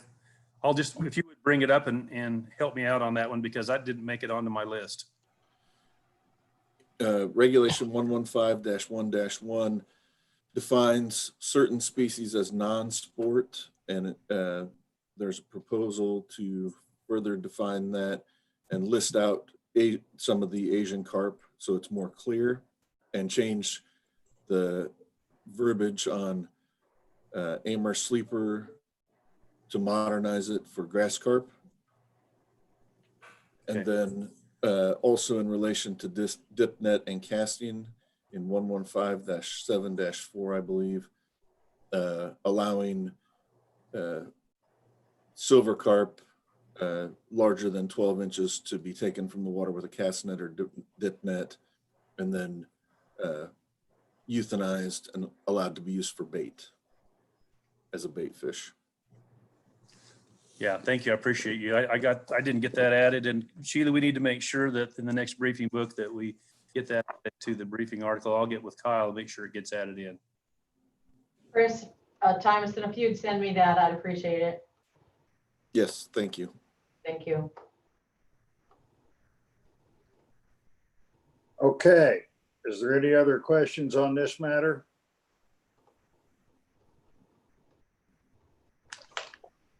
Well, let's talk about public lands, cabins.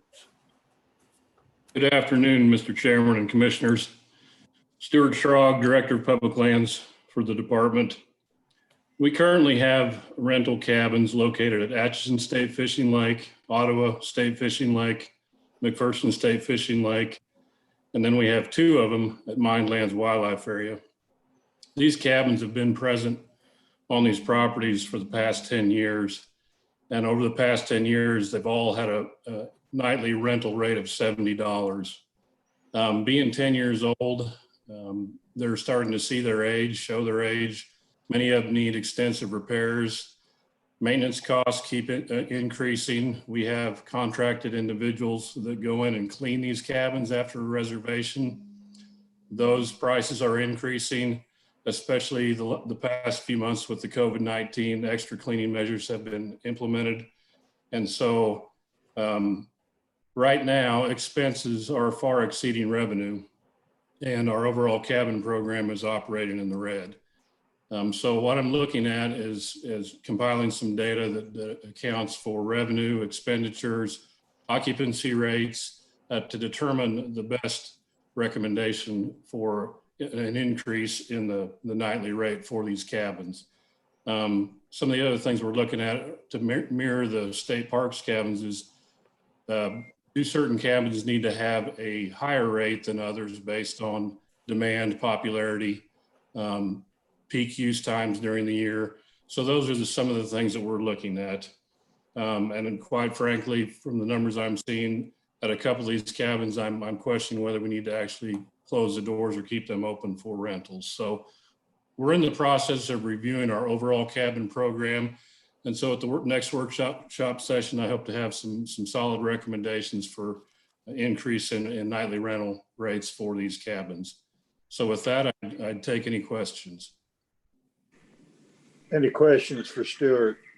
Stuart, this is Emmerich. How are the mine land cabins doing? Their rental rates? They're all at $70 a night, and that hasn't changed over the last 10 years. Mine land there's two of them down there, and they are actually the most popular of our public lands cabins.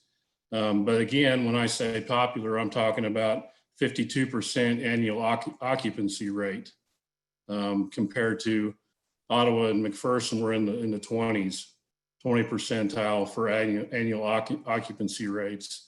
And so, yeah, mine lands are the most popular of the public lands cabins. Thank you. Yep. Any other questions for Stuart? There is no sense operating these at a loss. Correct. They're very popular, but we have to do it in such a manner that it at least breaks us even. So if there's any other questions for Stuart?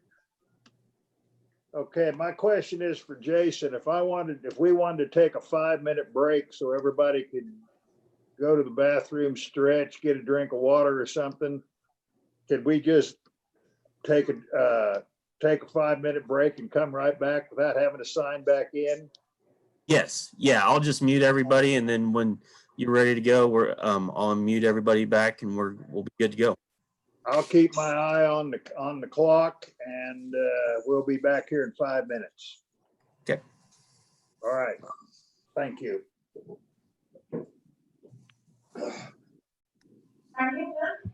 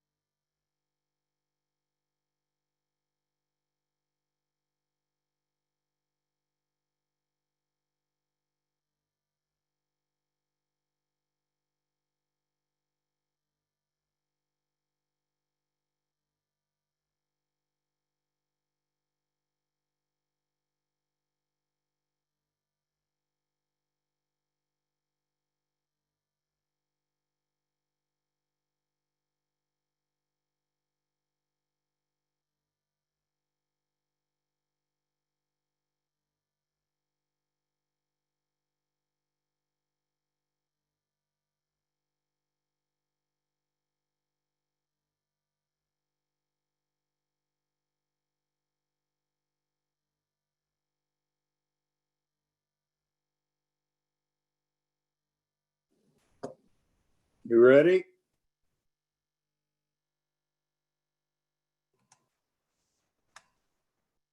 Wherever you guys are.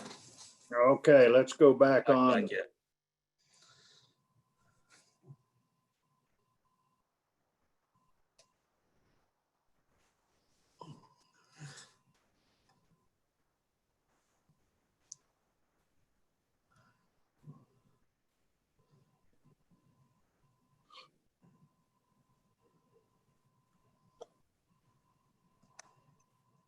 Okay.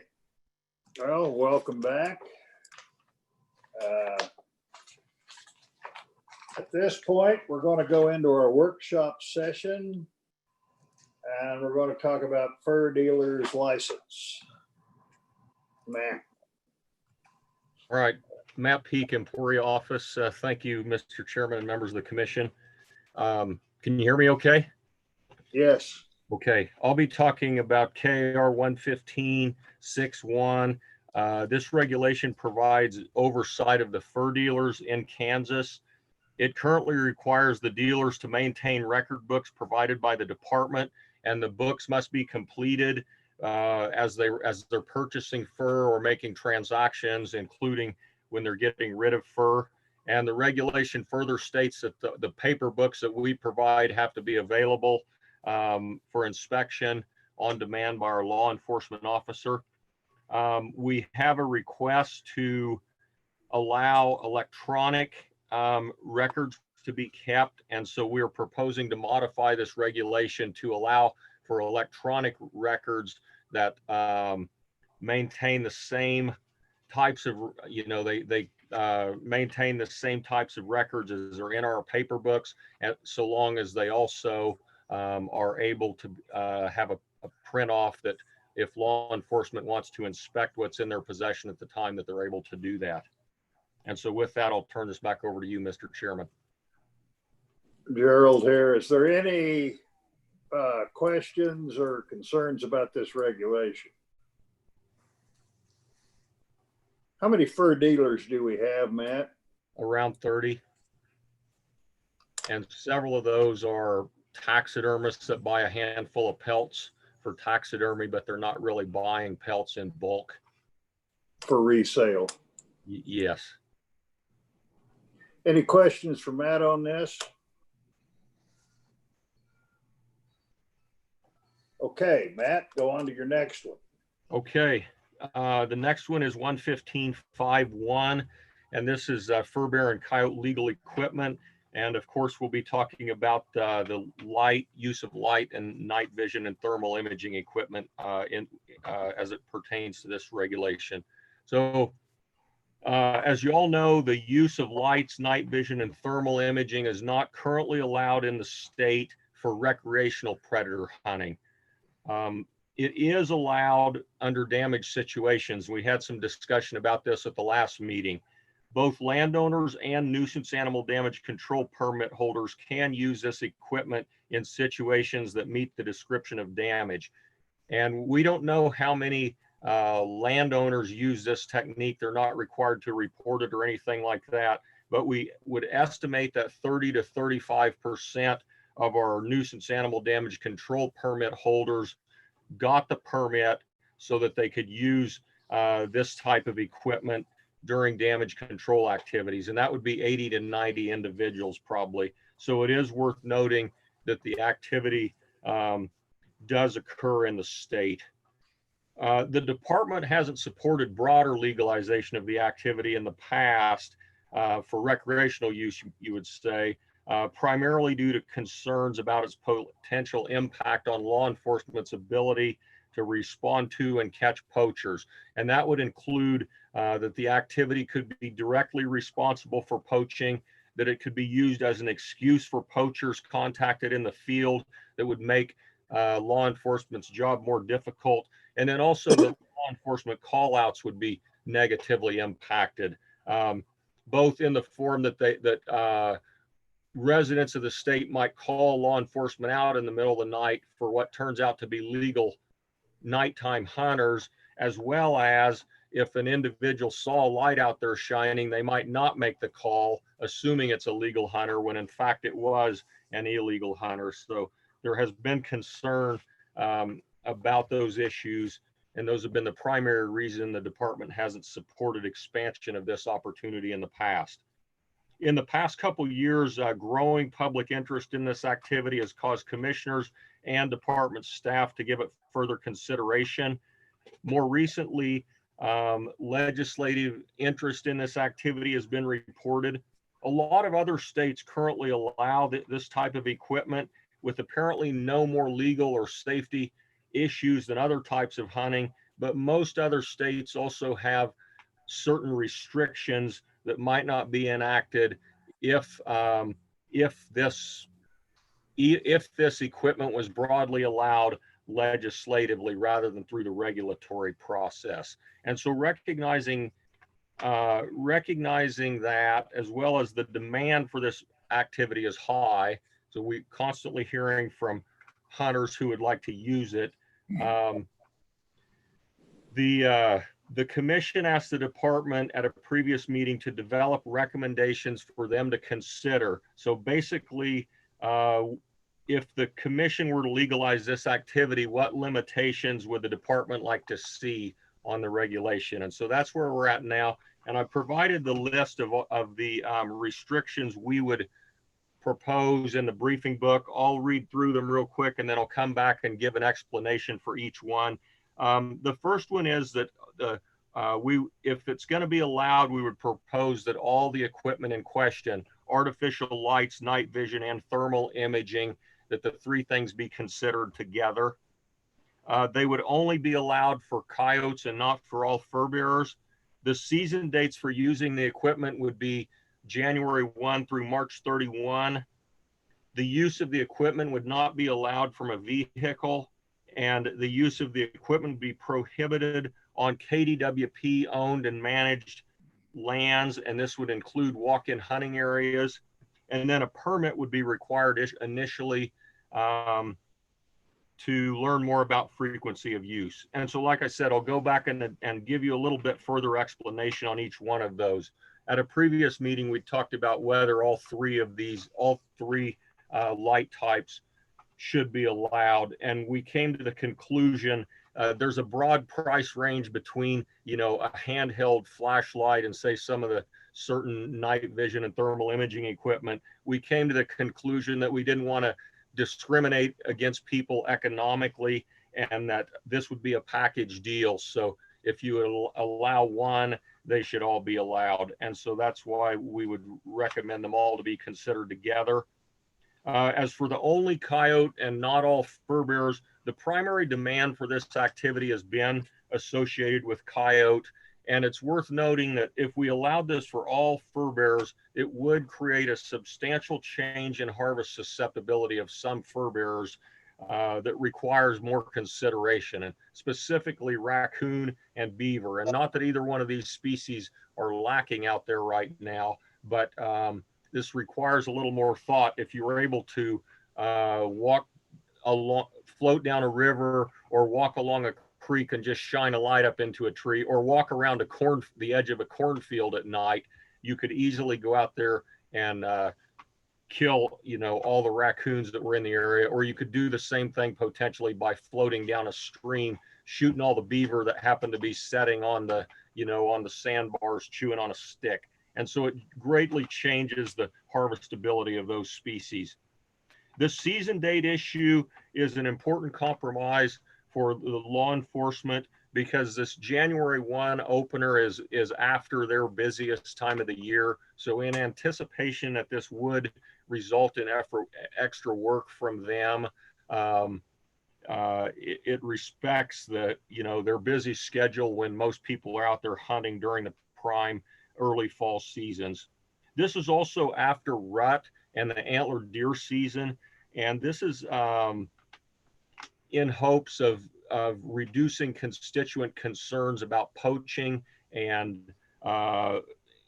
those types of issues, constituent and law enforcement concerns about poaching. So having it a little later in the year probably helps alleviate some of those concerns. January 1 is also early enough that fur still has value. And so the quality or the, you know, the usefulness of coyote fur is of interest to it. Coyote pelts are probably typically sellable through at least the end of January. Some of them, you know, they may still be sellable through mid-February or so, but they start getting rubbed and they lose a lot of their value after that. And so we want, if we're going to allow this, it makes sense to allow it, and it's a recreational pursuit. It makes sense to allow it at a time when the pelts have some value for those who wish to use it for that purpose.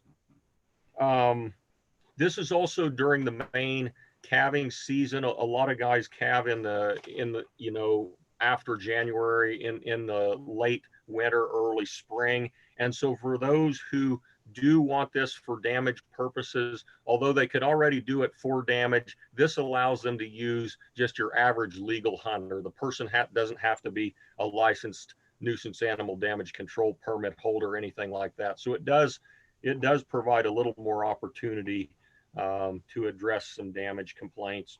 And then the last thing is, this is before the coyotes have their pups. And we recognize that there's already an open year-round season and that people can kill, you know, coyotes when they have pups in the den and orphan them and stuff like that. But I would point out that that's not Wildlife and Parks regulation that allows for that activity. And if it were up to some of us, coyotes would be managed more like fur-bearing animals. And so here, given the opportunity to present our own list of recommendations, we would cut that season off before it gets into the whelping season. On to the next point. So the use of the equipment not being allowed in a vehicle. We obviously don't want people driving down the road at night, shining fields and or shooting out of the vehicles at night. And so that would be the main reason not to allow this out of vehicles. Again, we also think that would help alleviate some people who are some concerns by people who otherwise would be more strongly against this opportunity. As for the use of this equipment on public land, a lot of our public land managers have expressed the same concerns about poaching and increased call outs that our law enforcement, that our game wardens have. A lot of the public lands guys are law enforcement certified too. So maybe they think along the same lines in that regard. It's also worth noting that a lot of our public lands are high use areas. And so there is potentially a legitimate concern for conflict between users, and then also for safety that may not apply so much on private lands with more limited access. Specifically on the wildlife areas, the managers have also commented that there's not a need for additional coyote harvest on the wildlife areas themselves. There are already people out there hunting them in a variety of different ways, and they don't necessarily feel that coyotes are overpopulated on wildlife areas. Specific to the walk-in hunting areas, which are also department managed lands by our regulations, there could be some fear of losing some cooperators who don't want this activity. And the difference is with other private lands, if another private landowner doesn't want it, he can simply refuse people access to, you know, for that activity. If they're in a walk-in hunting area, it's pretty much open. And so if it's a legal activity, people would be able to do it. And so there's a little bit of concern there that could have negative implications. But so that's sort of the summary as to the why not on public lands at this time. And we acknowledge that that is a conservative approach that, you know, could be revisited in the future depending on the outcome of the commission's decision in this case. And then last, the permit, we would be looking at a permit that is just the cost of issuing a permit, so a $2.50 fee, and that would allow us to know who is participating and conduct a survey about the amount of use that's actually going on, perhaps the success rates of harvesting coyotes. The department recognizes that this is a controversial topic for some, and we've tried to publicize it so those who do have an opinion have a chance to express it and aren't caught off guard after the fact if this does pass. We issued a press release a couple of weeks ago, and many of you might have seen it. We've also invited comment from several landowner groups, including the Kansas Livestock Association, which expressed support for the proposal, and the Kansas Farm Bureau, which was rather neutral. They have a policy that supports agricultural producers having lawful options to address wildlife damage, but their policy does not specifically address the techniques that we're discussing today. We also notified federal public land management agencies that have land in Kansas, including the U.S. Forest Service, which has the Cimarron National Grasslands, the U.S. Fish and Wildlife Service, which has the National Wildlife Refuges in the state, and then the Corps of Engineers, which has various land around our core lakes in the state. And so basically, we're just making sure that they're aware of the discussion. So if they need to make changes to make this palatable for them, they have time to do so. If you think back to the driving on the ice issue and whether or not people could drive out onto a core lake on the ice, the same thing applies here. In the department regulations, if we allow it on, we don't have the authority to prohibit an activity on their properties. So if we allow it on our private lands, then it's allowed on their public lands. And so they would have to make their specific, they would have to address this through their own processes if they wanted to be consistent with our public lands, for example. Otherwise, the default regulation for them is whatever is allowed on our private lands, or non-wildlife and parks managed lands, I should say. And so the last thing I'll say is, while a lot of coyote hunters and some landowners have expressed support for this change, others have expressed concern about fair chase associated with the activity, whether this activity is whether it's necessary to allow these techniques when there are already so many other ways to harvest a coyote. The negative ramifications between wildlife and parks and Kansas landowners if we were to allow this, and meaning that some of them don't want it and would not look favorably upon the department for allowing this, which they might consider inconvenient. And then others have brought up whether or not this activity represents hunters in a way that you would want hunters to be represented using that type of equipment out there at night. So again, we've heard a lot of positive comments about this proposal. There are also some out there who oppose it, and I just wanted to mention a few of their comments I've heard from them as well. So with that, Mr. Chairman, I'll turn this back over to you. Thank you. Thank you, Matt. Does anybody have any questions for Matt to start with? Yeah, Matt, Commissioner Ryder, you said the night hunting as it is right now, 365, that is not through our regulation. Who's that through? Is that through the legislature? No, I don't think you might have misunderstood me there. Okay, maybe I did. Yeah, oh, okay, I'm sorry. The coyote, yes, the coyote hunt, the year-round coyote season is legislatively allowed. Okay.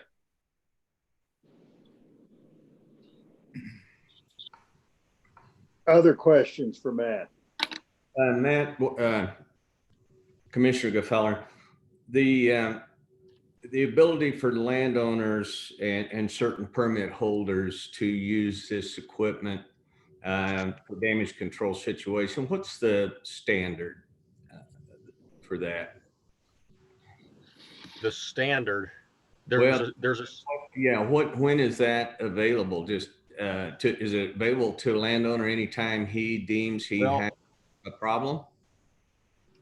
There's a state law that allows landowners to protect their property from wildlife. And there are some caveats to it. For example, after non-lethal efforts fail, in some cases there are no practical non-lethal efforts to be done. And then you also, if you're using a technique that's not open to legal harvest at the time, the animal can't be kept and some stuff like that. But basically it's allowed by state law. And I always tell people it's the state law that allows a guy to shoot the raccoon that's tearing up his feed sacks in the barn.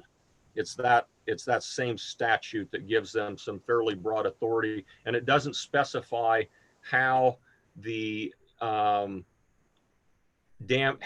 the animal can be removed. And so it's broadly interpreted, and Chris can jump in here if he would like, to allow a variety of different techniques that might not otherwise be legal. Other questions?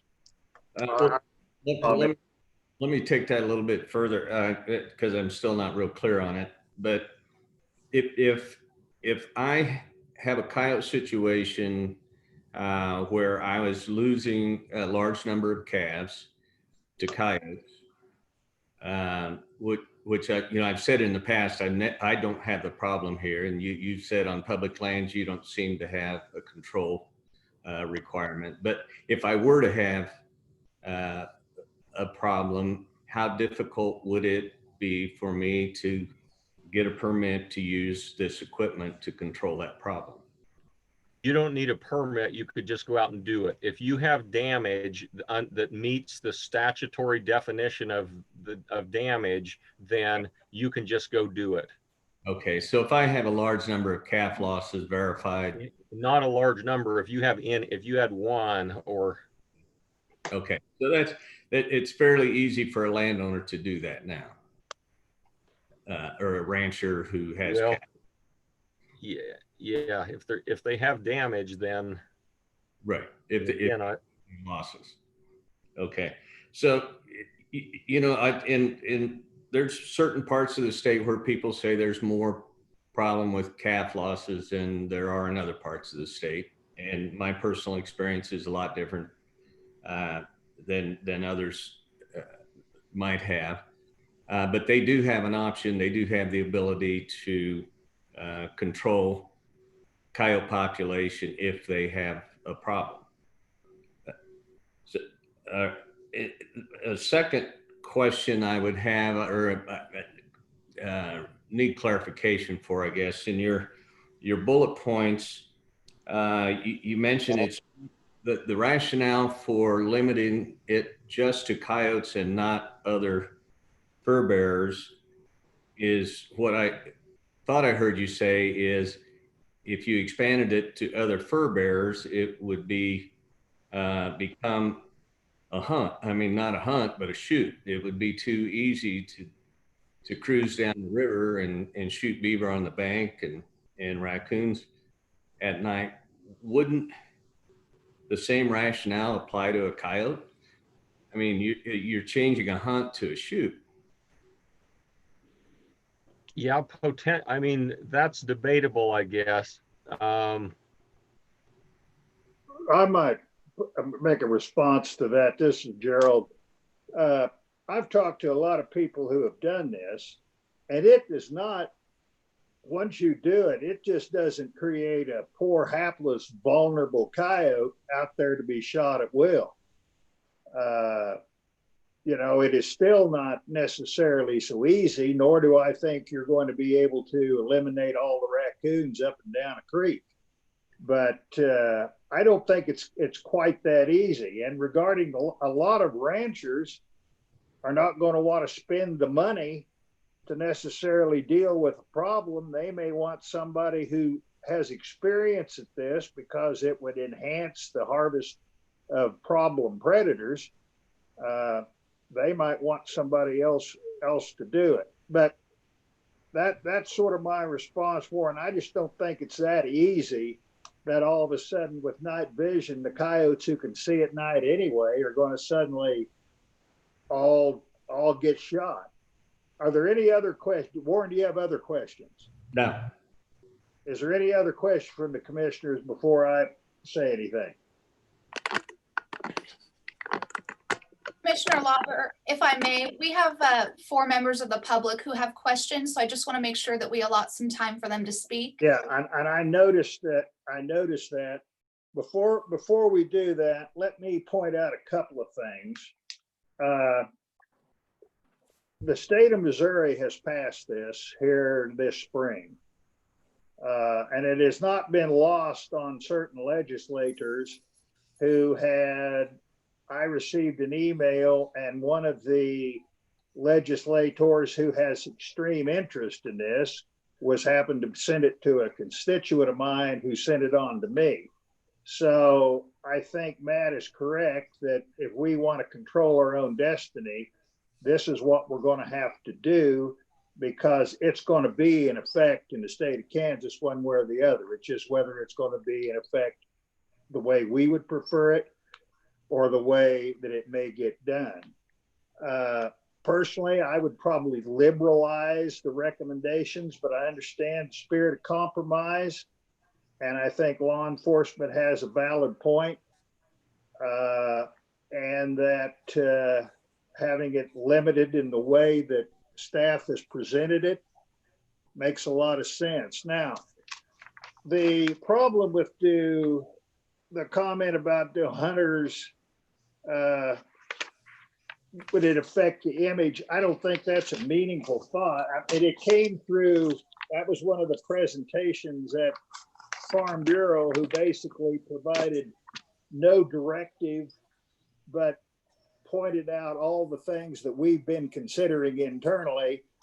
And their concern, kind of surprisingly, was, is this going to affect the image of hunters? Personally, I don't think so. I also point out that this did generate a certain amount of animal rights responses, to which I received. And most of those are predictably, why would you want to kill the poor coyotes? You're going to drive them into extinction.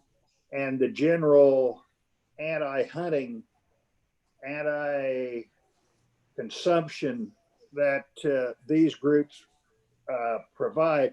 If you want to know, if you commissioners get an email and it sounds kind of like it's not from a Kansas resident, you can Google that email and it'll begin to show up the various places where they posted before, and you'll basically find on the East Coast or the West Coast where these people are very much into animal rights.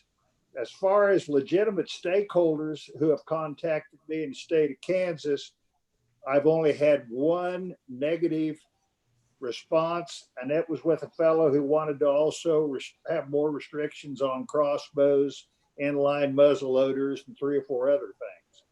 So I found that most of the input has been overwhelmingly positive. We got quite a few emails, Gerald, from the public that were not supportive, and from landowners and ranchers alike, and primarily on the safety issue and on. Well, that's interesting, because those that were sent to me, I got none. I got only one negative email and received quite a few calls. I have saved them so that I can prove up what was occurred. I think certain comments were sent to Sheila, and I think she might respond that most of those were positive as well. So I'd be interested, maybe because of knowing how each of us lean, there may be reasons that you might have got those and I did not. Well, I'm even looking at the ones Sheila sent, and I wouldn't say they're overwhelmingly supportive. I'd say there's a large number of landowners and individuals that are negative. It's clearly a controversial issue. My concerns continue to be around the safety component of, for the same reasons we don't want to allow it on public lands or WEHA lands. I have concerns for private lands, and I know I can allow people to hunt on my land or not, but Does a landowner want to be up all night policing who's going to be hunting on their land at night? And you don't have control over what your neighbors allow. And there is a lot of night work that is done, particularly during the calving season, by ranchers. So I think there's a particular safety issue there that's of concern. The fair chase issue, that's another one that I have a concern about. It just simply, there's, maybe it's not the fair chase, it's the other part of the comments below where, we have ample opportunity to hunt coyotes 365 days a year. And I have no problem letting people on my land, and I have a number that do, during the daytime with my permission and my knowledge when they're here to hunt coyotes. So I have no problem hunting coyotes. I have a concern that seems to be shared by other landowners that we've seen emails from along those lines. And I'm not hearing, we talked at the last meeting about, whether we limit it to shotguns or firearms that don't have a long carry, a 270, what's the carry on it? 2 miles. So, and that's well beyond your vision, your night vision. And so that's a concern that I think we'd ought to all share. Now, whether the issue of whether the legislature is going to do it for us, I'm not comfortable being bullied by the legislature. If it's something that maybe doesn't make sense to do for certain reasons. I mean, I'm not sure I want to do it just because the legislature might do it. Or and how we have the legislature comes up with a proposed regulation that's more liberal or mirrors ours. When when our staff is recommended, how are we going to easily try to resist and not support something that it's almost what we've got in our recommendation? Have we seen the legislation? Has it even been proposed? No, it has not been proposed. Oh, it's just contacted, and my comment was that we would rather have our own proposal, and I can assure you it is not going to be any more moderate than what we are proposing. Right, but if there, Mr. Chairman, I'm sorry, Warren, please. When we're talking back and forth, could we please state our names? There is a contingent that's listening just via phone and can't see who's talking. Okay. Thank you. Okay, the Commissioner Gefeller. Sorry. If there, I guess this is a question to you, Chris and Brad. If legislation is proposed, is it possible to get out in front of that then with a regulation? Or is there any way to deal with it? Mr. Chair, Brad Lovelace. I guess what I would say, and Chris has a lot of experience with this, but it's hard to gauge how fast legislation moves, sometimes really quickly, other times tends to labor. Certainly we would take a position on it and try to be a voice in that. Just hard to predict how fast it goes and how big of an influence we can have over that. So we lose a little bit of control. There's no doubt about it, or a lot of control relative to the process that you folks are going through right now. But not impossible to affect that. And certainly the stronger, I guess I would say, the stronger that our other constituents voice their opinions, from the farm groups, from the hunting community, or the folks against that, the stronger they voice, the more it affects that legislation too. Commissioner Lauber. Warren, this is an attempt to get out in front of that. Because I really feel that it's going to happen and going to come.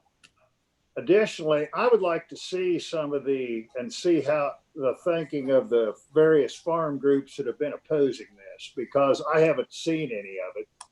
And so maybe if Sheila has those and can send them to me, it might allow me to look at those, because all I've received has been pretty positive. You know, and pretty soon we're going to be talking to have some of the public speak. This is going to be one of these things where some people are never going to be convinced that it's a good idea, and some people are going to feel like it makes sense. And it's probably going to come down to a contested vote at the next meeting, and all of us just get one vote, and I don't know what else to say.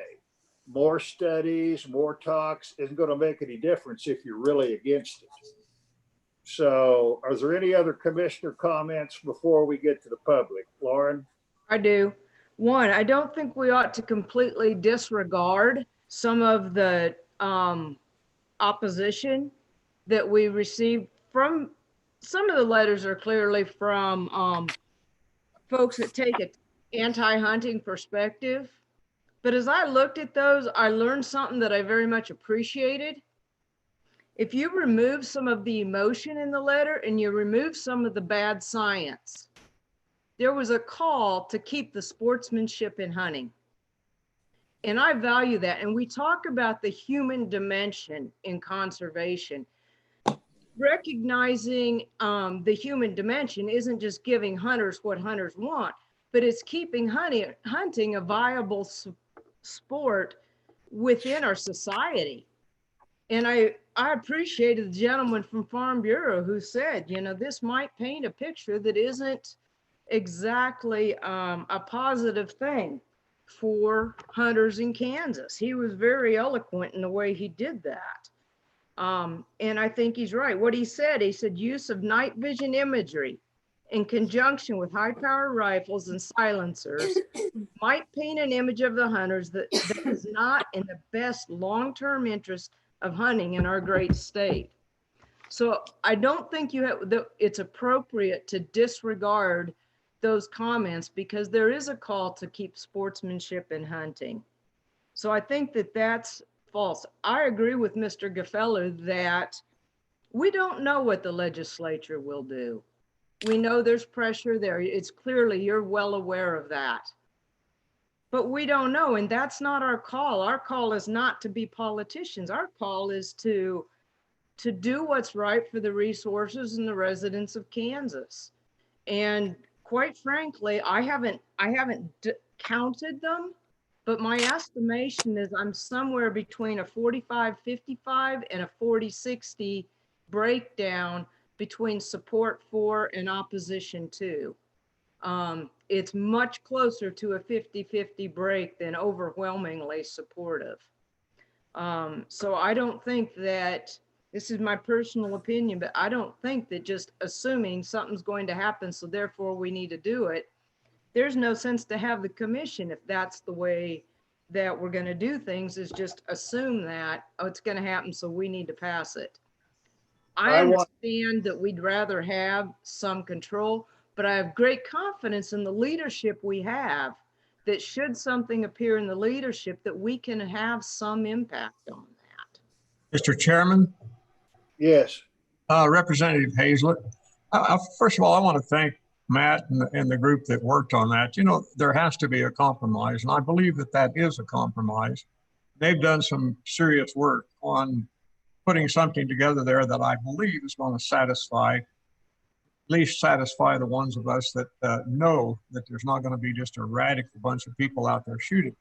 As far as the high-powered rifles and the 2-mile range, you know, that's not the case. Most of these people use the varmint calibers. Even if that bullet does hit the ground, it disintegrates most generally. But anyway, I think they've done a stellar job in working towards the goals we're trying to achieve. I got the letters. I got the You know, some pretty nasty ones that knew what names to call us and whatever. Most of those I looked up that were really nasty came from someplace besides Kansas. And I definitely don't want California and someplace trying to tell Kansas how to run their business. So I didn't take a lot of stock in that because most of them you had mentioned, Harold, were the animal rights people that have no idea what we're trying to protect. Plus, they're not buying an over-the-counter type of $30, $100, $130, $150 scope. These are $2,000 plus up to $3,000 scopes. So how many people are going to be out there? There's not going to be that many. So I very much appreciate the work that Matt did. I think that it's coming, and I guess I don't have the fear of the legislature. I was there, but I do know what the legislature can do to a bill or even something that we want.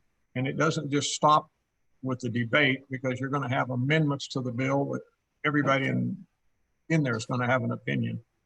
And you can come up with some really weird stuff. So that's my comment, Mr. Chairman. Thank you.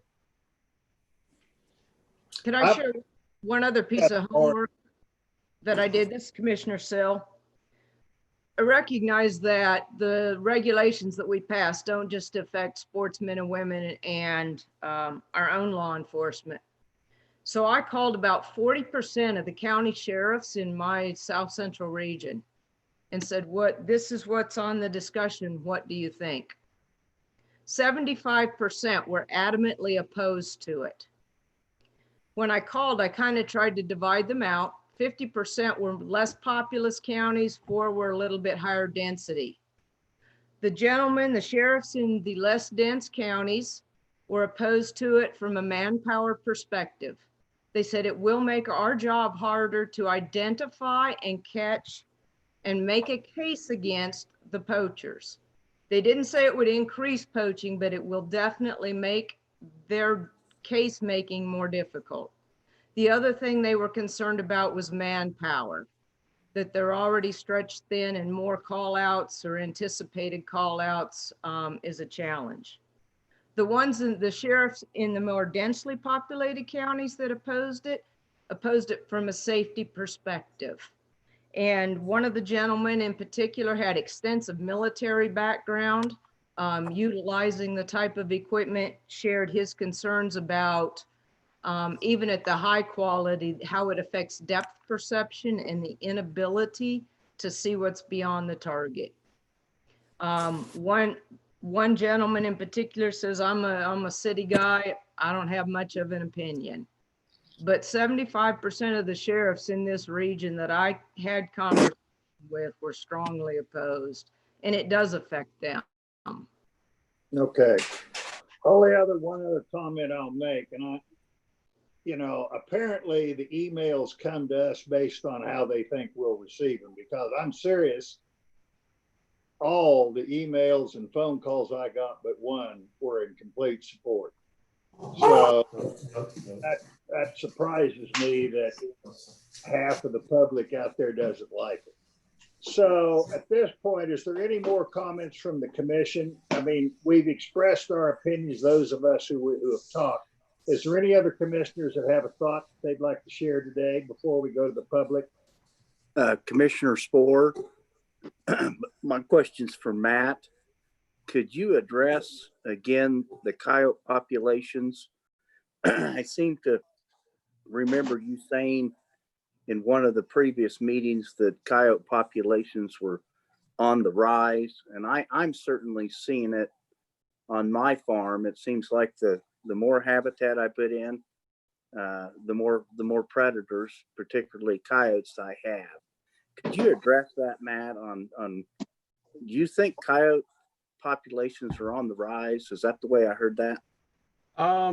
Yeah, we don't have, this is Matt Peak with Wildlife and Parks out of Emporia. Sorry about that. We don't have direct coyote population estimates, but we do survey them through a couple different techniques. And in particular, the best one we have is probably the roadside survey, where our employees keep track of observations over a couple month period in the late summer every year. And so we have data on that for coyotes going back to 1986.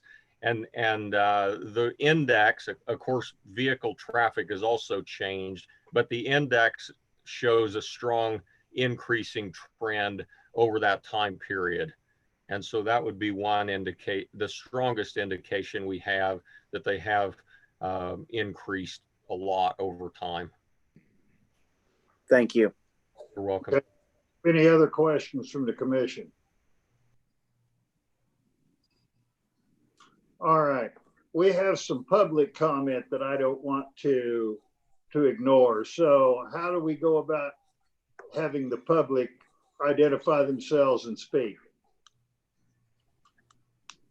Nadia Reimer, Chief of Public Affairs. So we have 3 individuals who I can see in the chat room. I will call upon them individually and we can unmute their line.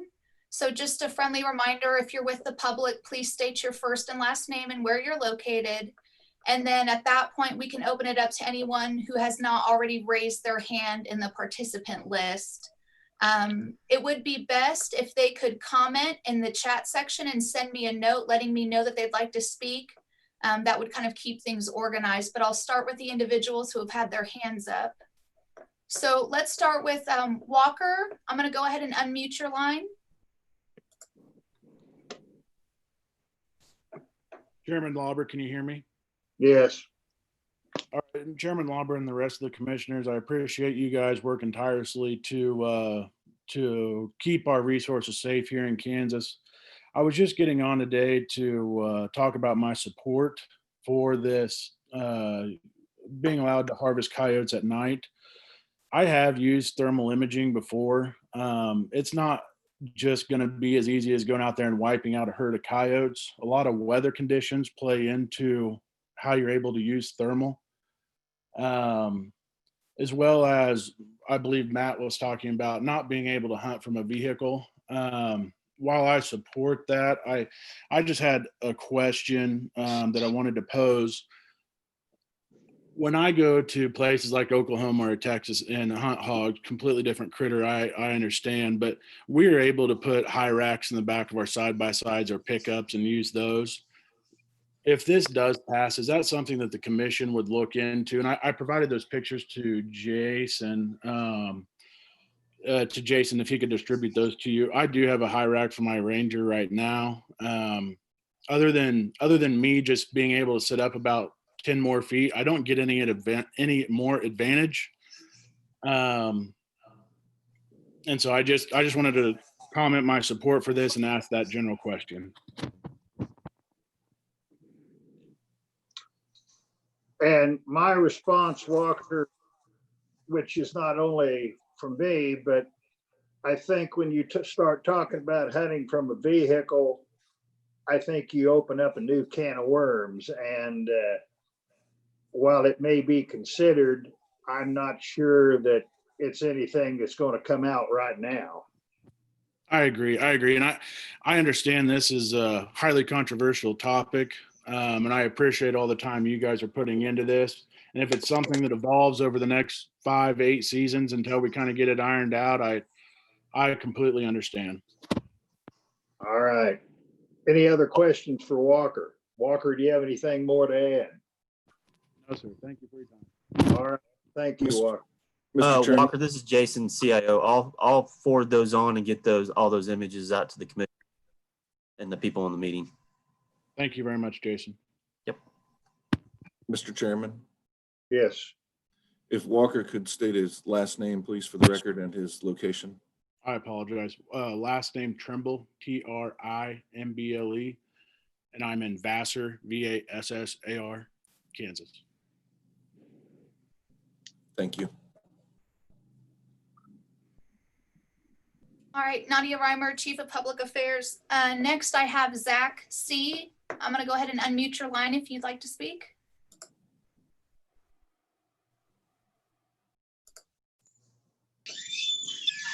Hello there. Can you folks hear me?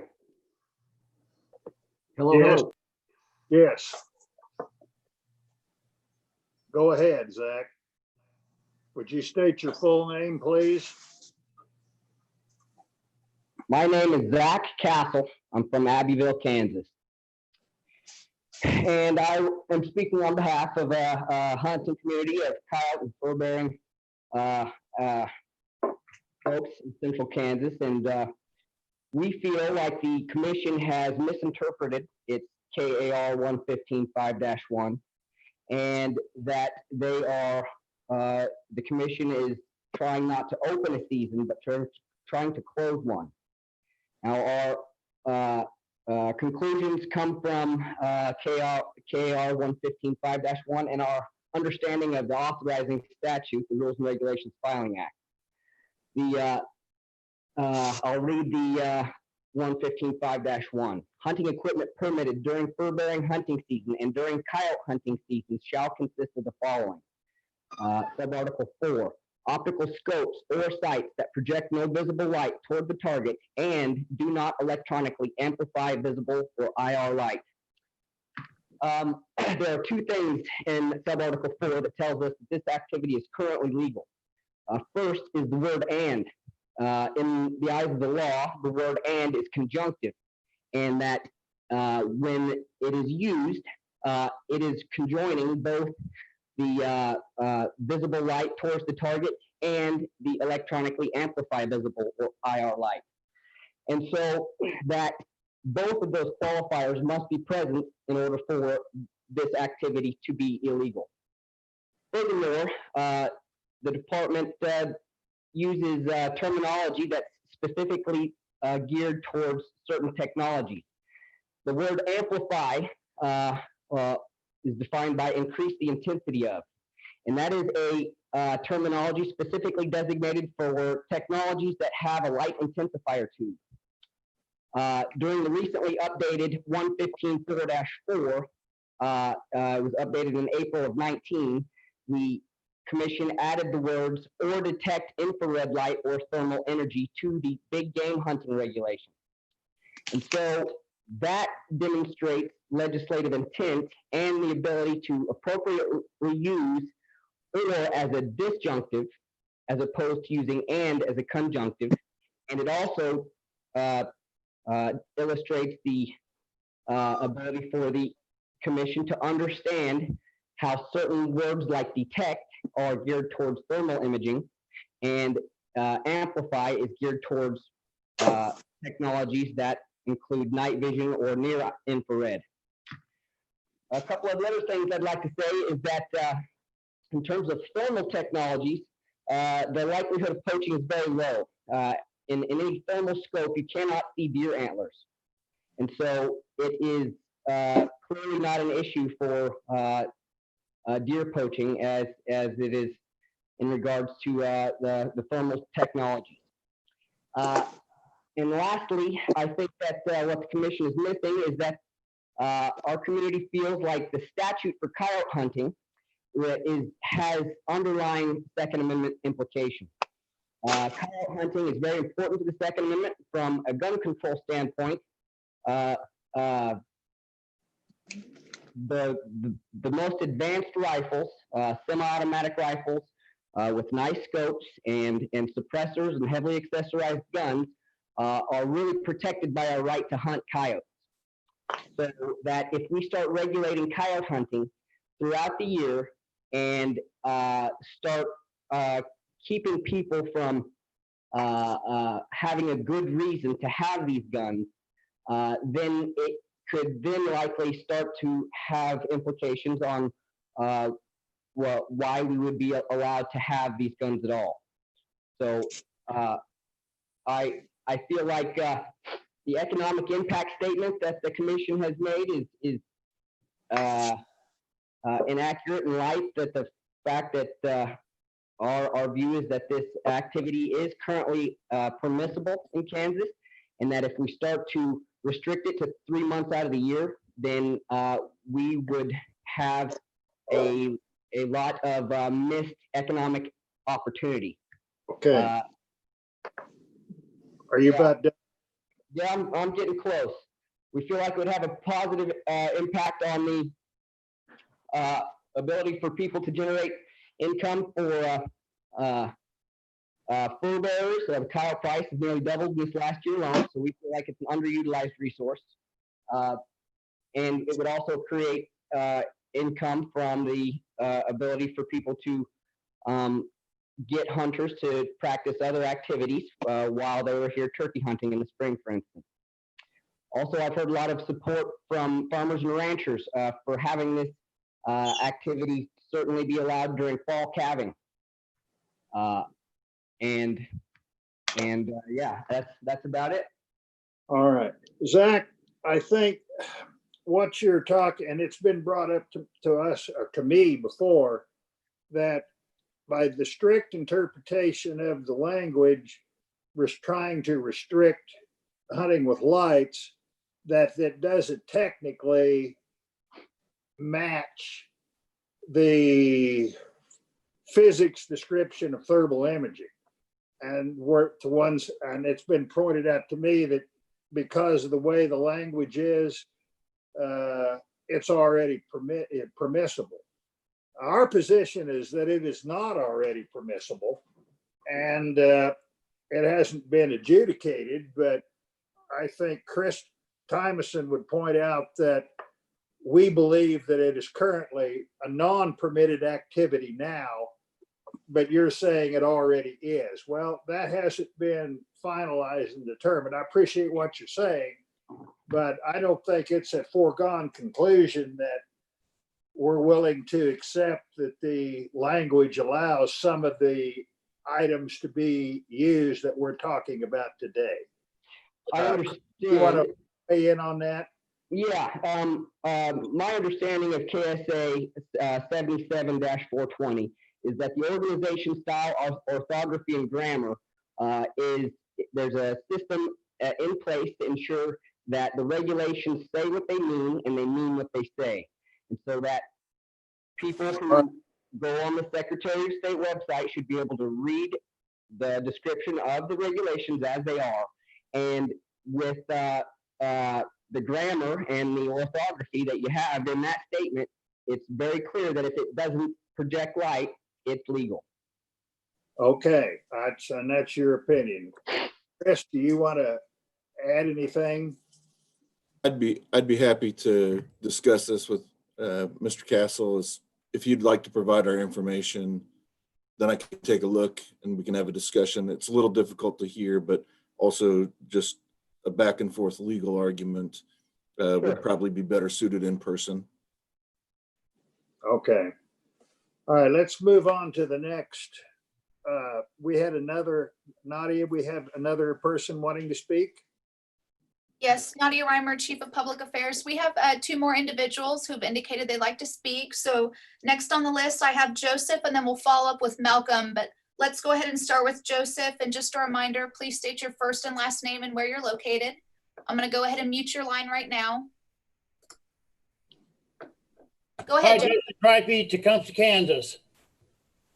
Appreciate all the work that the commission does, and I really appreciate it all. I am in support of this. One question that I would have is that my best friend that I hunt with most of the time is handicapped. Would there be a possibility of amending the not from a vehicle to allow handicapped hunters to be able to park and hunt from a vehicle similar to the way they can hunt from a vehicle now, with being a handicapped hunter?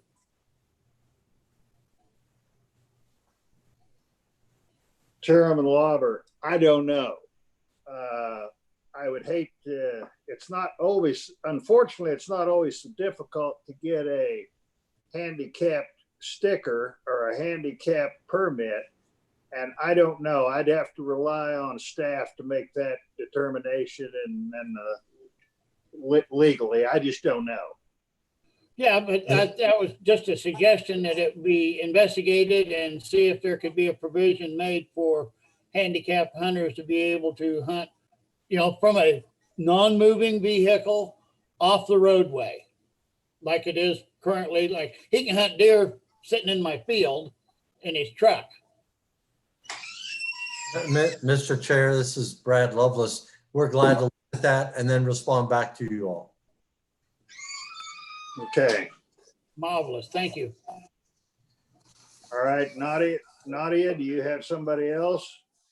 Yep, Nadia Reimer, Chief of Public Affairs. Malcolm, I'm going to go ahead and unmute your line. Hello, I go as Mac O'Born. I live in Eureka, Kansas. Appreciate you taking the time to have this hearing. My main concern is to separate the concept of predator control from fair-bearing harvesters. In other words, if they want to use this type of technology for the or for the harvesting of furs, I can understand it. I think it is more crucial, at least in my life, for predator control. And I don't want it restricted to 3 months out of the year. And I believe it's more wide open as far as the species. Just a thought, if somebody wants to try to hunt from a vehicle with a thermal scope, they're not going to have a heater. A little bit of elevation out in the pastures would be helpful. Those are about all the things I have to say on this, and I appreciate you taking the time to listen to me. Thank you. Thank you, sir.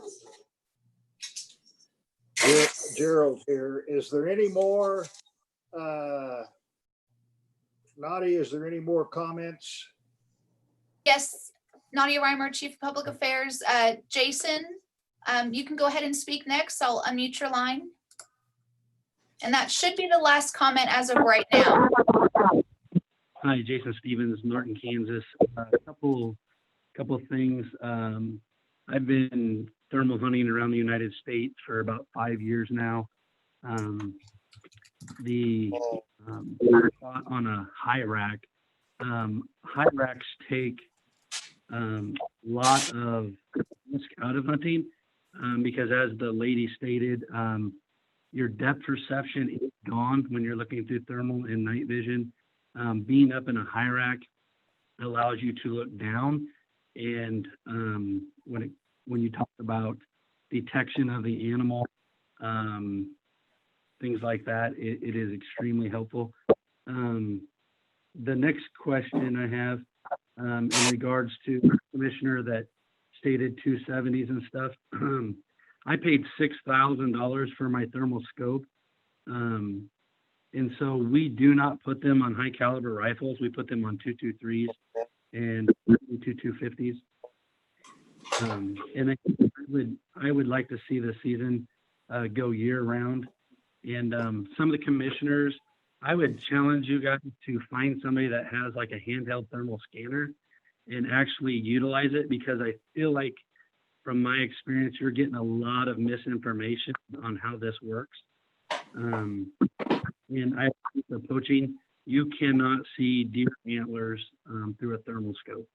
It is not possible. Maybe if they're in velvet, but during the winter and stuff like in Nebraska, you do not see antlers through a thermal scope. But those are the points I have. Thank you. Thank you very much.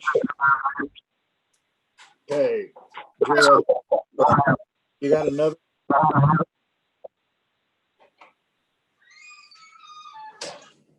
Commissioner Locke. Yes. Nadia Reimer, Chief of Public Affairs. We had a new individual pop up who'd like to make a comment. Tim, I'm going to go ahead and unmute your line. If you'd please state your first and last name and where you're located. Yes, thank you. This is Tim Mathias, Mathias. I'm from Hutchinson, Kansas. I just want to voice my, I do want thermal or night hunting to be legalized in Kansas. I would like to see that it would be more than just 3 months out of the year.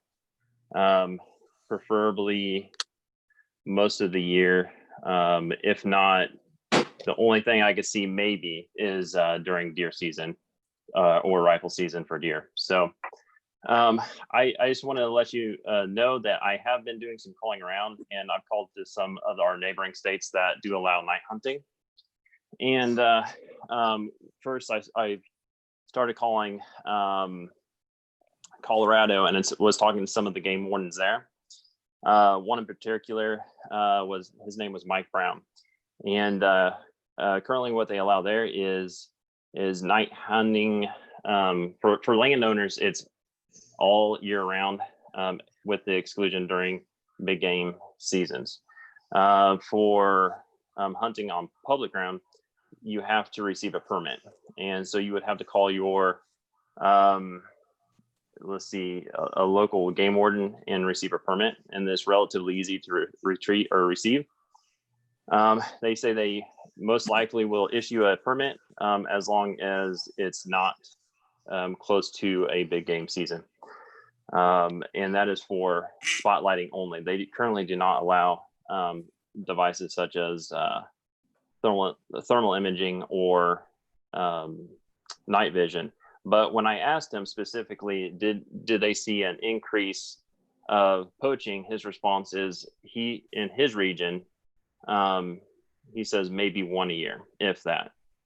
So for him, it's not as big of an issue. And I know that was something that you guys brought up with game wardens not being able to, or being more stretched thin.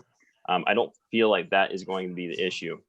Another phone call I made up was to Nebraska Fish and Game. I talked to a gentleman there. Currently in Nebraska, they allow night hunting all year round besides deer. Well, and I take that back. They do allow it during deer season, and they can use thermal imaging and night vision and spotlights. I don't believe that they can hunt from a vehicle, but let's see. He didn't make it sound like they have much of a pushing issue.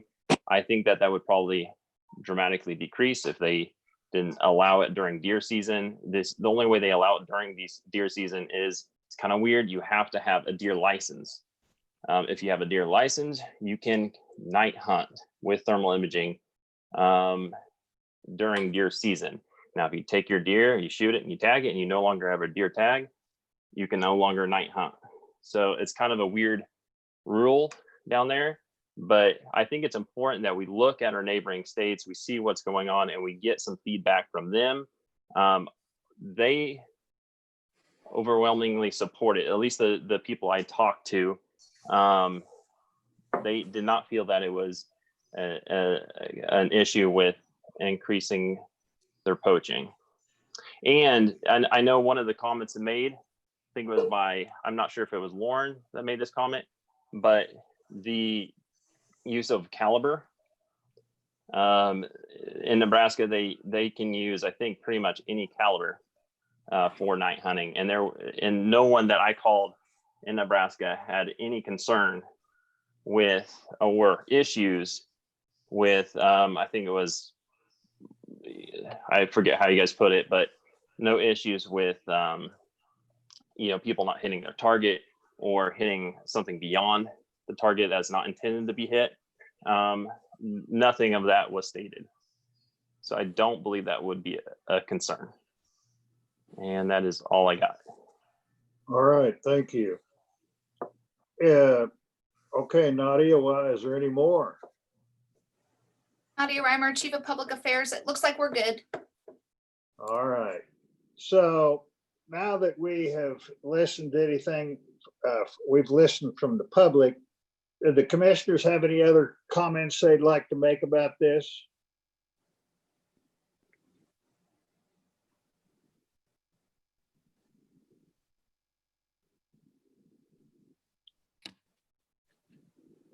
Okay, well, if hearing none, I think we'll this comes up, as I understand, for a vote. And like I've said previously, I personally would liberalize it a little bit.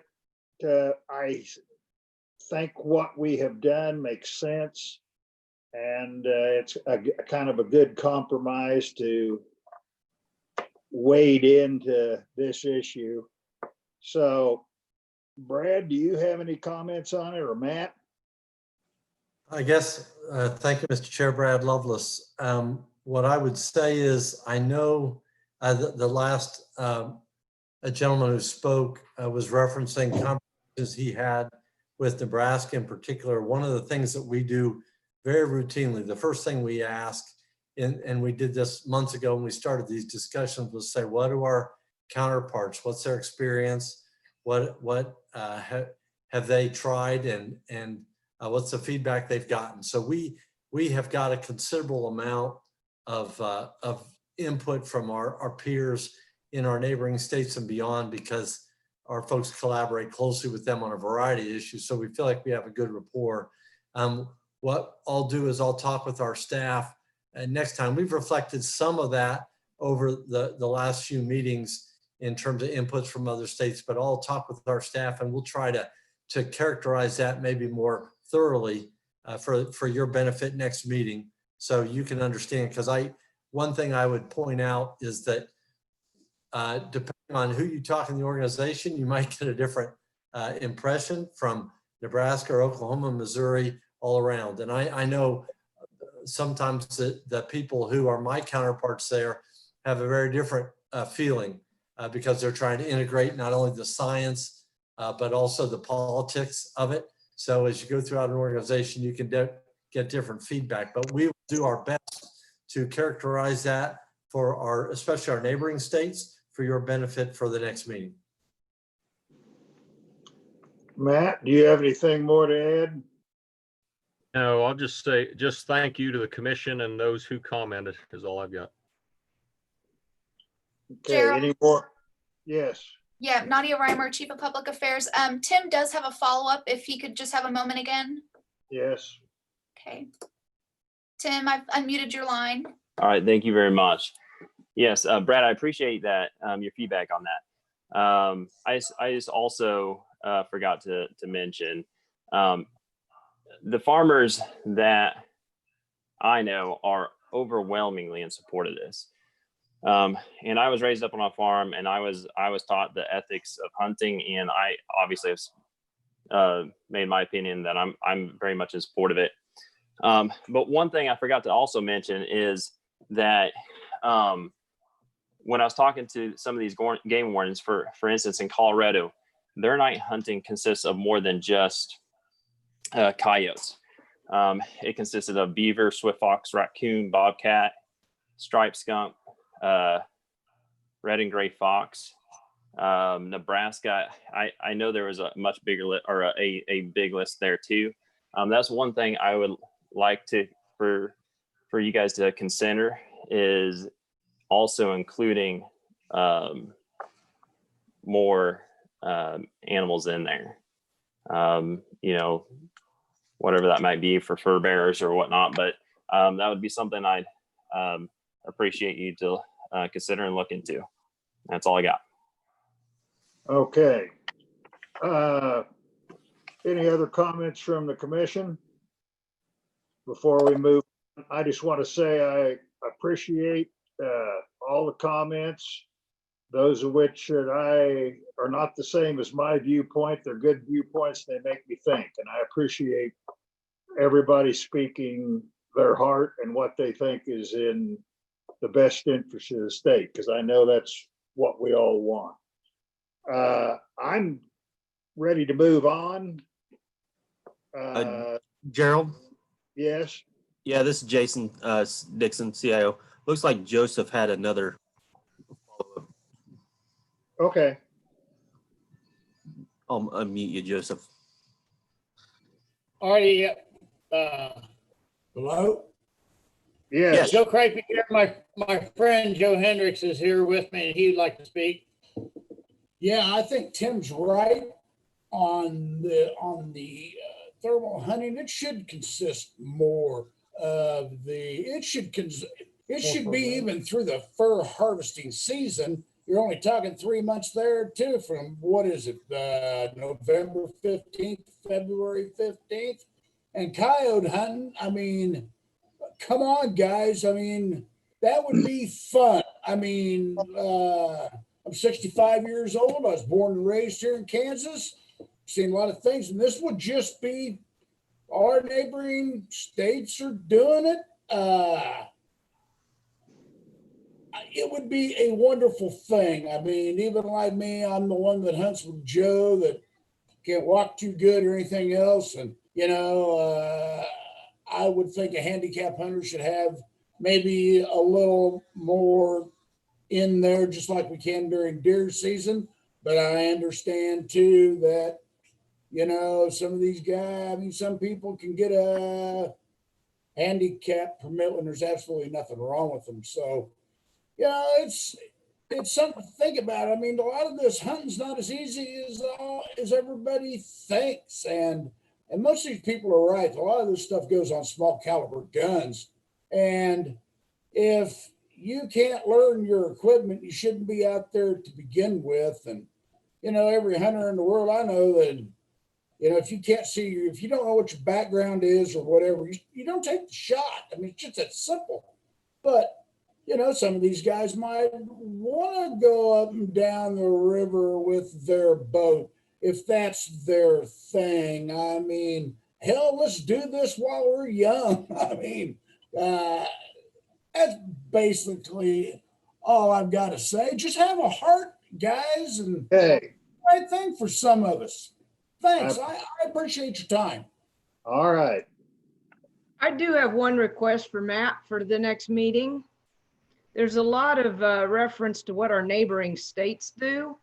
And the research I did showed only Colorado and Nebraska having a similar format that none of our other neighboring states do, and only 6 out of the 14, I mean, only 8 out of the 14 Midwestern states.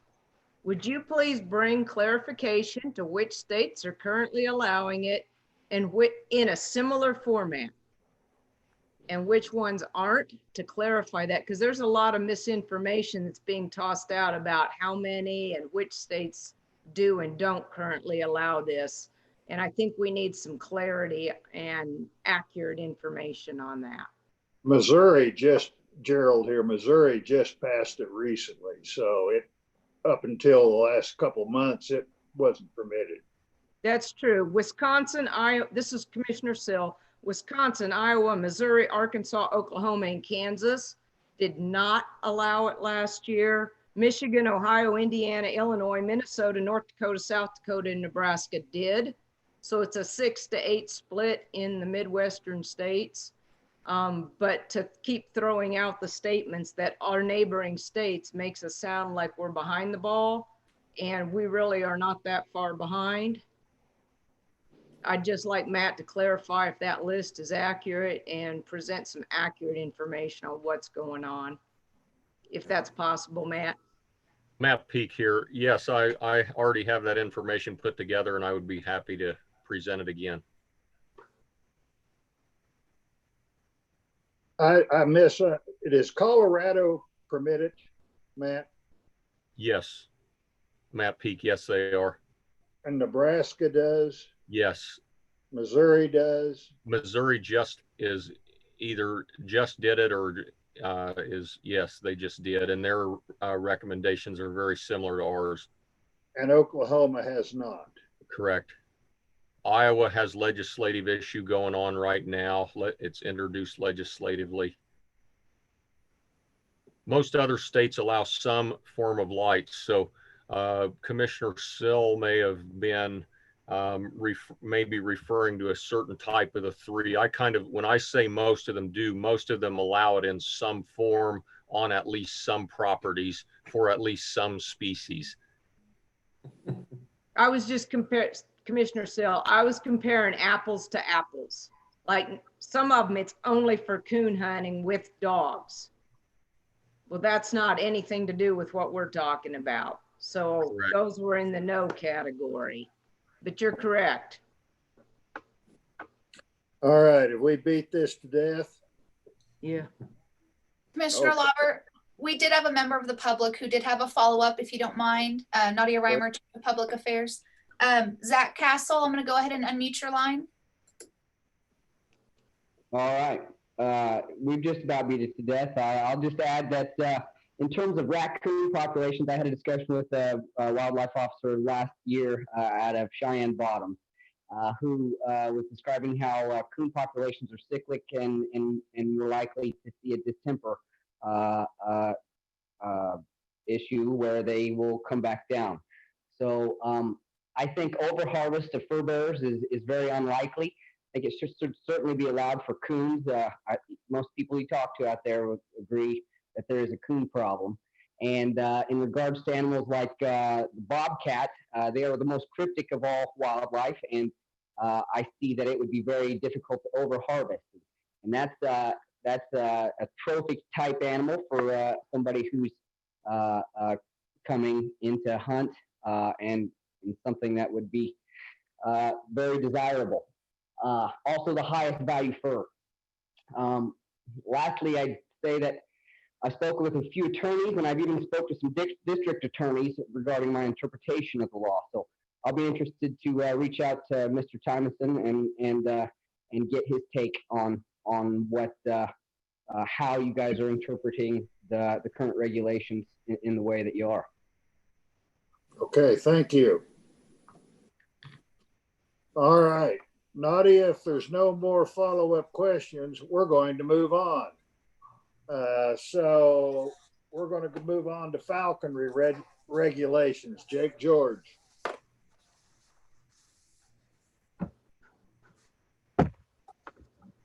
Thank you, Mr. Chairman, members of the commission. You guys hear me okay? Yes. Good deal. As we discussed last time, I've been reviewing KAR 115, 14, 11 through 15 with members of the Kansas Hawking Club for some cleanup and a couple of changes that we're working on. The changes that were indicated in the regulations are going to be a little bit changed the next time around. Chris hadn't had a chance to review those before they went out in the briefing book. So those 21 pages, hopefully you guys hadn't poured over those in too much detail, because they're going to change in format but not function. So the next version will appear a little bit different, but with the same end result for what we're trying to accomplish. The main two changes would be removing the requirement for facilities inspections for renewals if the physical location of that facility has not changed. Right now, when they renew every 3 years, it requires a facility inspection from our law enforcement officers. And it really, for facilities that are standing and have not changed locations, it did not seem to be necessary for the renewal process. And it really could free up some of their time as well as the administrative time for processing those renewal applications. With the caveat, of course, that our law enforcement officers would be able to inspect those facilities during normal business hours given notice. So the next would be removing the requirement for permitted resident falconers to apply for a capture permit prior to attempting wild capture. There are already within the regulations quotas set for the amount of wild capture that any falconer can take in Kansas in a given year. And it's a bit redundant because right now with the federal database, which is online and was not when these regulations were put in place, but it is online now. And as managers for our state, we get notifications every time a 3-186A form, a federal form, is filed through that database, which is filed by the falconers anytime that they have a capture or release of a new bird. And the reasoning that that is for residents only and not for non-residents as well is because if they're from another state, we do not receive that notification. So there's not the redundancy there. We need to know and have them reporting on any attempted wild capture that they are doing in the state. Another exception there would be for both residents and non-residents with respect to attempting to capture peregrine falcons. That is a limited quota that we receive on an annual basis for the trapping season, which runs September 20 through October 20. And that is so that we can notify when and if that quota is ever reached. So we have a list. So even residents would have to indicate their intent to attempt capture of a peregrine. So with that, I would stand for any questions. And Chris, I'm not sure if we're going to be workshopping this one again. I'm assuming we probably will be, but. Yes, that's correct. This is Chris. Okay. So we'll have another opportunity to take a look at the more polished product on the regulation changes prior to any vote. Does anybody have any questions for Jake on this?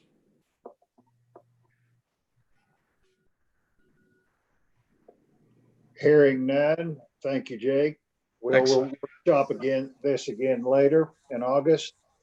That concludes the agenda for the afternoon session. Before we recess, or any commissioners have anything they'd like to bring up?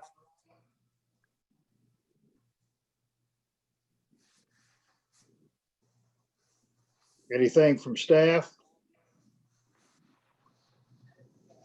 No, sir. All right, well, we'll reconvene at 6:30. Now, Jason, do we just sign back in? Yeah, you could do it either way. I'm going to stop the recording and stop the live feed.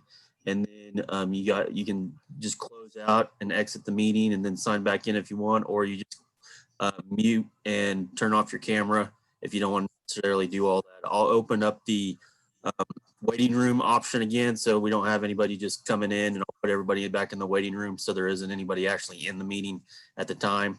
And then we can, and then we'll start letting everybody back in about 6 or so. You'll start letting everybody in about when?